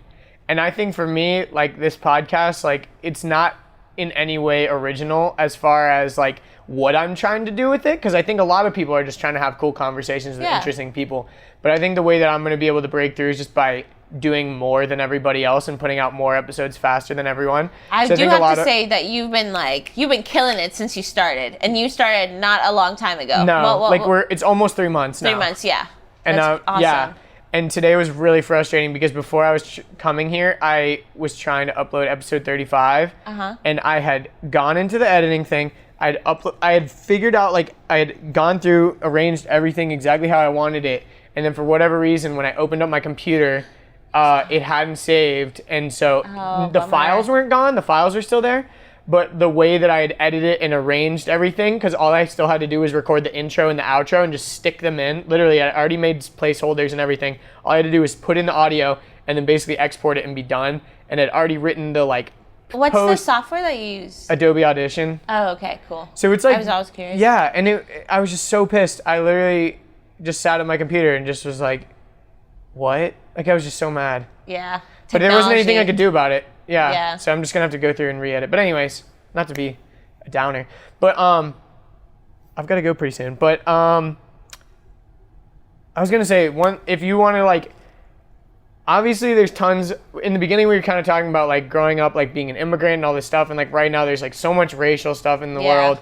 Like if you could like talk to people for like a couple minutes just on like, yo, chill out everybody, or whatever advice or whatever things you want to say about like that, because I know on Facebook you've posted kind of about certain stuff like that before. Yeah. Like if you could give any kind of like 5-minute like I don't know statement to give to people to give maybe more context or whatever you want to say. I would say right now in the United States, in terms of politics, it's really an interesting time. It's kind of like old ideologies, but also new ideologies going against each other. And so it's going to be interesting, especially after the end of this year, how America as a whole comes out of this. Yeah. And not only is it happening in America, though, it's happening everywhere. It really all is. across the world, countries are going through this type of upheaval, and terrorism is like becoming more and more prevalent in countries where it's never been before, and organizations like ISIS are trying to make people scared and using fear as a tactic. It's just really unfortunate because fear is very scary, and it can lead people to fear people that are innocent, such as refugees and people. I mean, and especially like Middle Eastern people and whatever. And people from different cultures, not only like Middle Eastern people, but like people from, Asian countries or African countries. But I feel like if you take the time to talk to people, just honestly have open conversations with people, especially from different backgrounds, different cultures. Even in America, the socioeconomic scale here is insane. And so just the best way to learn about people is to talk to them. And so I would say, if you guys are listening, to just have a conversation with a stranger at least once a month, if not more. And that could be someone at the grocery store. That could be someone that you work with, that you kind of, just had exchanges with, but not really been like, oh, what do you do after work? Or anything like that. And just like treating people like another human. Like I feel like a lot of times if you're at the grocery store, you're like looking at the cashier like, oh, this is just this cashier guy. Yeah. Like I always try to make some sort of thing like, yo, man, how much longer till you get off or whatever? Because then they're like, oh, this guy finally gets it. Geez, I only have 1 hour left or whatever. Exactly. Or it'll just change there versus you just being like, okay, how much was the bill? And then you slide the card or give them a cash or give them a coupon. Yeah, so totally. It definitely turns around someone's day. Even a smiling at a stranger could change a stranger's day. And I know this sounds very cheesy, but it's happened to me before. Like, someone smiled at me and I may have been having an okay day, but I was like, you know what? It's going to be a good day. Yeah. And, like, also, smiling doesn't cost any money. There you go, exactly. It's something you can do really easily, and, like, most of the time, people are going to smile back at you. Yep. And it's really an easy thing to do. It's very true. Cool. Anything else you want to say? Where can people find you? Oh, yeah. You can find me on you? Facebook. It's Shen, Sheen. That's my first name. And Dhar, Dhar. On Instagram, I am Happy Sheen is my handle. The name is Savage Sheen, as Andrew referenced earlier. And I'm also on LinkedIn. I'd love to connect with you on LinkedIn as well if you are This is the first time professional. anyone's plugged their LinkedIn on my podcast. If you need data, hit me up. There is people that need hella data that are like furiously logging into LinkedIn right now. I can hear the keyboard clicks. That's hysterical. But cool. Anything else? Nope, that's it. Sweet. Well, thanks, Sheen, for being on the show, and we'll see you next time, people. Bye. There we go. Thanks again for listening, everybody. Make sure you follow Sheen on Instagram, Facebook. She's super active on there. And if you like food or desserts, you definitely won't regret following her on Facebook. She's constantly posting delicious videos and recipes for all kinds of yummy stuff that I can't eat. And also catch her on that professional grind on LinkedIn. See what I mean about not putting her into a box? She's like professional by day, bodybuilder by night, and raver on the weekends. I love it. She loves meeting new people, like she said in the episode, so don't be a stranger and reach out to her if you have any questions or anything for her. Continuing with the electronic music trend, my guest for episode 39 is another influential woman in the scene, Nicole Barton, also known by her DJ alter ego, Zen Selecta. And Nicole has been gaining tons of popularity in the Southeast. She's been getting booked left and right for festivals and shows. She's amazingly talented and extremely passionate about her music, and I'm a huge fan of her unique take on the deep dubstep genre. And it was really awesome to sit down with her for the first time and really get to hear her story. So if you enjoyed this podcast and hearing all about electronic music and all that kind of stuff, then you will definitely love listening to that one as well. That episode will be dropping very, very soon. So keep it locked, folks. If you enjoyed this episode and you like what I'm trying to do here, please don't keep it to yourself. It's not a secret. You can share this episode with a friend. Maybe you have some friends who are trying to get into the fitness world. Maybe you have some friends that are obsessed with the electronic music scene and they love absorbing content around that space. Share it up. Word of mouth is the biggest factor in this show becoming a smash success. So I really appreciate you guys spreading the word. It's really valuable. And if you want to support the podcast, the best way to do that is to go to iTunes and leave me a 5-star review. Tell me what you like, what you don't like, or maybe even give me a suggestion for a future guest in there. iTunes just happens to be the best place where people discover podcasts organically, so getting high in the rankings and hopefully eventually getting in the new and noteworthy section is really important to me. So if you really want to support me, that would mean a lot to get those reviews in the iTunes store. It just takes a minute. Just go in and find my podcast and leave a 5-star review, little comment. That's all it takes. A couple minutes. It really helps. If you want to follow me or shoot me a message, you can check out my website, andrewdeitsch.com. That's Andrew, DEITSCH.com. You can find links to all of my social media handles and accounts. That's pretty much it. Thank you guys so much for listening. I hope you enjoyed that one. And if you're listening to the sound of my voice right this minute, that is crazy. I can't believe that so many people are digging the podcast so heavy, and I appreciate each and every one of you. Episode 39 is coming up soon, so I will catch you guys in the next one.